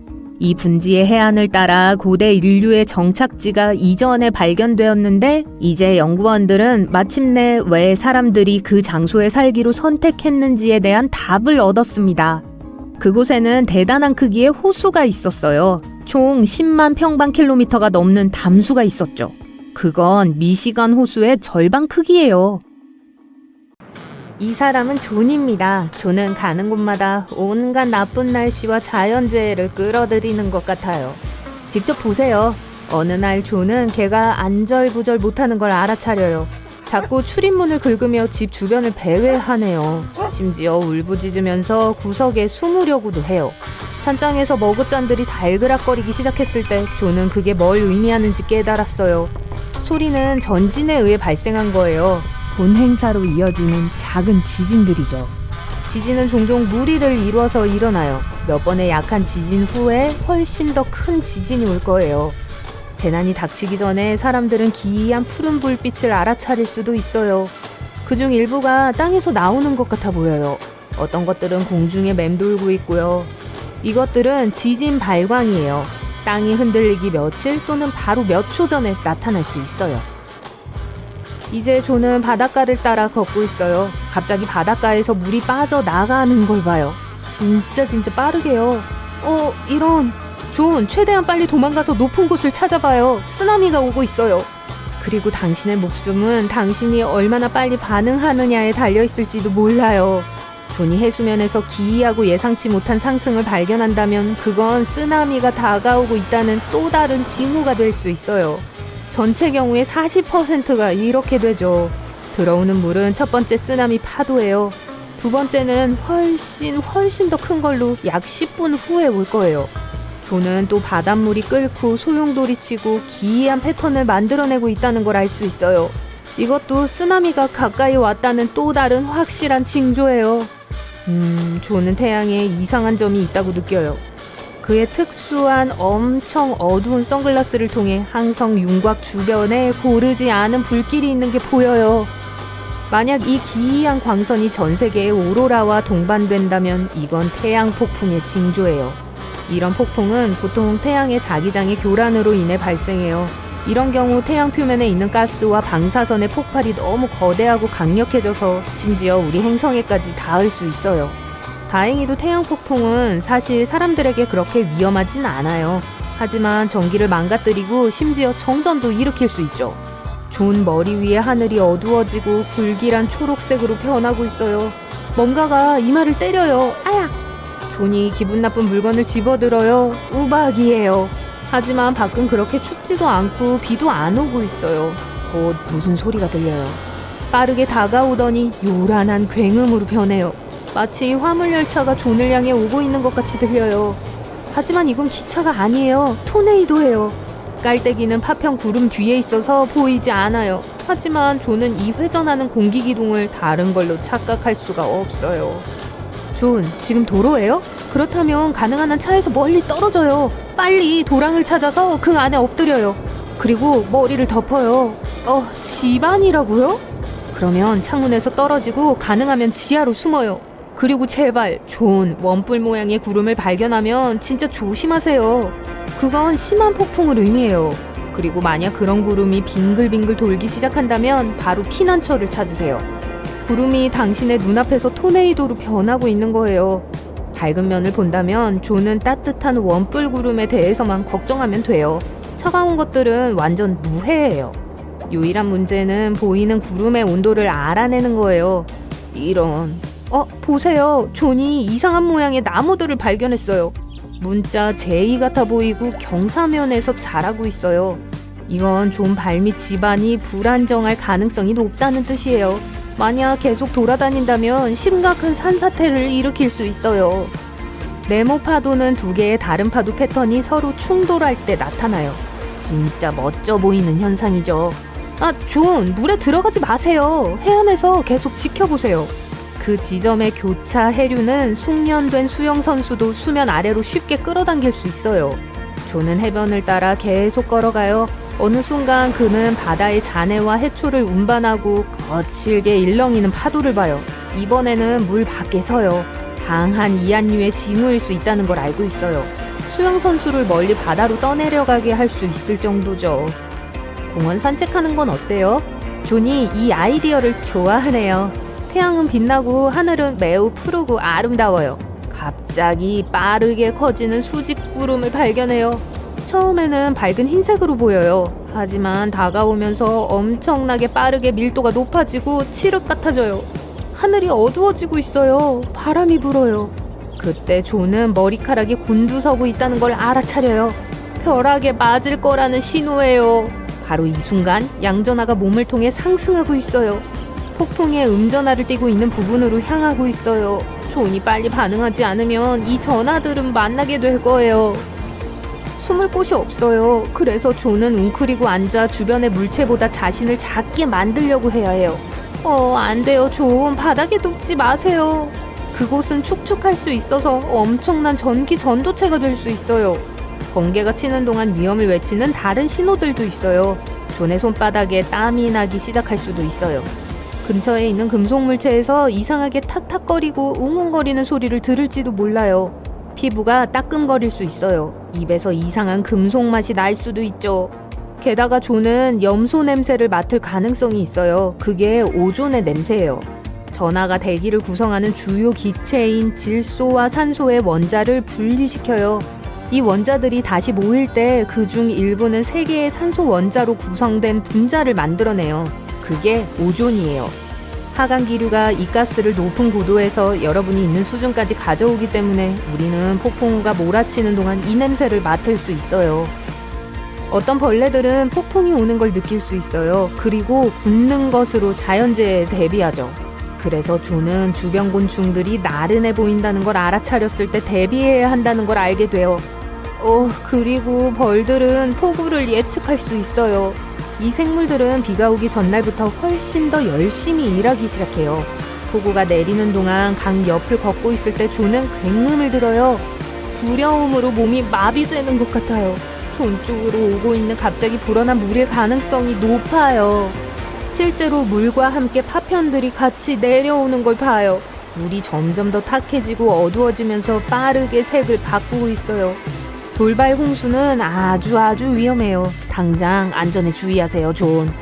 또 어느 날은 존이 멋진 벽구름을 봐요. 8km까지 뻗은 것 같아요. 가장 좋은 시나리오는 그냥 심각한 폭풍이 오는 거예요. 하지만 벽구름이 원을 그리기 시작하면 토네이도의 확실한 징후입니다. 존은 발 밑에 얼음이 내는 소리를 들으며 산의 눈밭을 가로질러 걷고 있어요. 소리가 약간 공허하네요. 빨리 발자국 주변에 균열이 있는지 확인해보세요. 만약 있다면 눈사태가 일어날 가능성이 높아요. 곧 존은 눈사태가 자신이 있는 곳으로 오는 걸 봐요. 비탈길을 벗어나기 위해 최선을 다해요. 대부분의 경우 내리막길로 갔다가 옆으로 방향을 틀면서 피해 달아날 수 있어요. 하지만 이번에는 아니에요. 존은 시간이 충분하지 않다는 걸 깨닫고 제일 가까운 나무로 향해요. 존이 나무를 정말 꽉 잡고 있는다면 눈사태가 그를 끌어당기지 않을지도 몰라요. 하지만 이게 효과가 없다면 눈사태가 여전히 움직이고 있는 동안 눈 표면 위로 헤엄치려고 해야 해요. 꽤 좋은 여름 저녁, 존은 부드러운 줄기를 가진 나뭇잎들이 갑자기 아래로 처지는 걸 보게 돼요. 다가오는 폭풍 때문일 수 있어요. 극한의 날씨가 오기 직전에 공기가 보통 더 습해져요. 나뭇잎들도 축축해지고 무거워지고 바람이 그걸 쉽게 뒤집어요. 존은 꽤 오래된 집에 살고 있고 내부 벽에 균열이 있는 게 익숙해요. 하지만 어느 날 그중 일부가 넓어진 걸 알아차려요. 그리고 보세요. 새로운 게 몇 개 더 있어요. 이건 알람입니다. 조는 석회암이 많은 지역에 살고 있어서 새로운 균열은 그의 집 옆에 싱크홀이 곧 열릴 거라는 걸 의미할 수 있어요. 조는 선방구름에 감탄하느라 시간을 낭비하지 않으려고 서둘러 집에 가고 있어요. 공상과학 영화에 나오는 것 같네요. 이것들은 따뜻하고 습한 공기가 뇌우의 상승기류에 휘말릴 때 형성돼요. 그리고 이 불길한 구름은 대부분 폭풍이 오고 있다는 것을 의미하죠.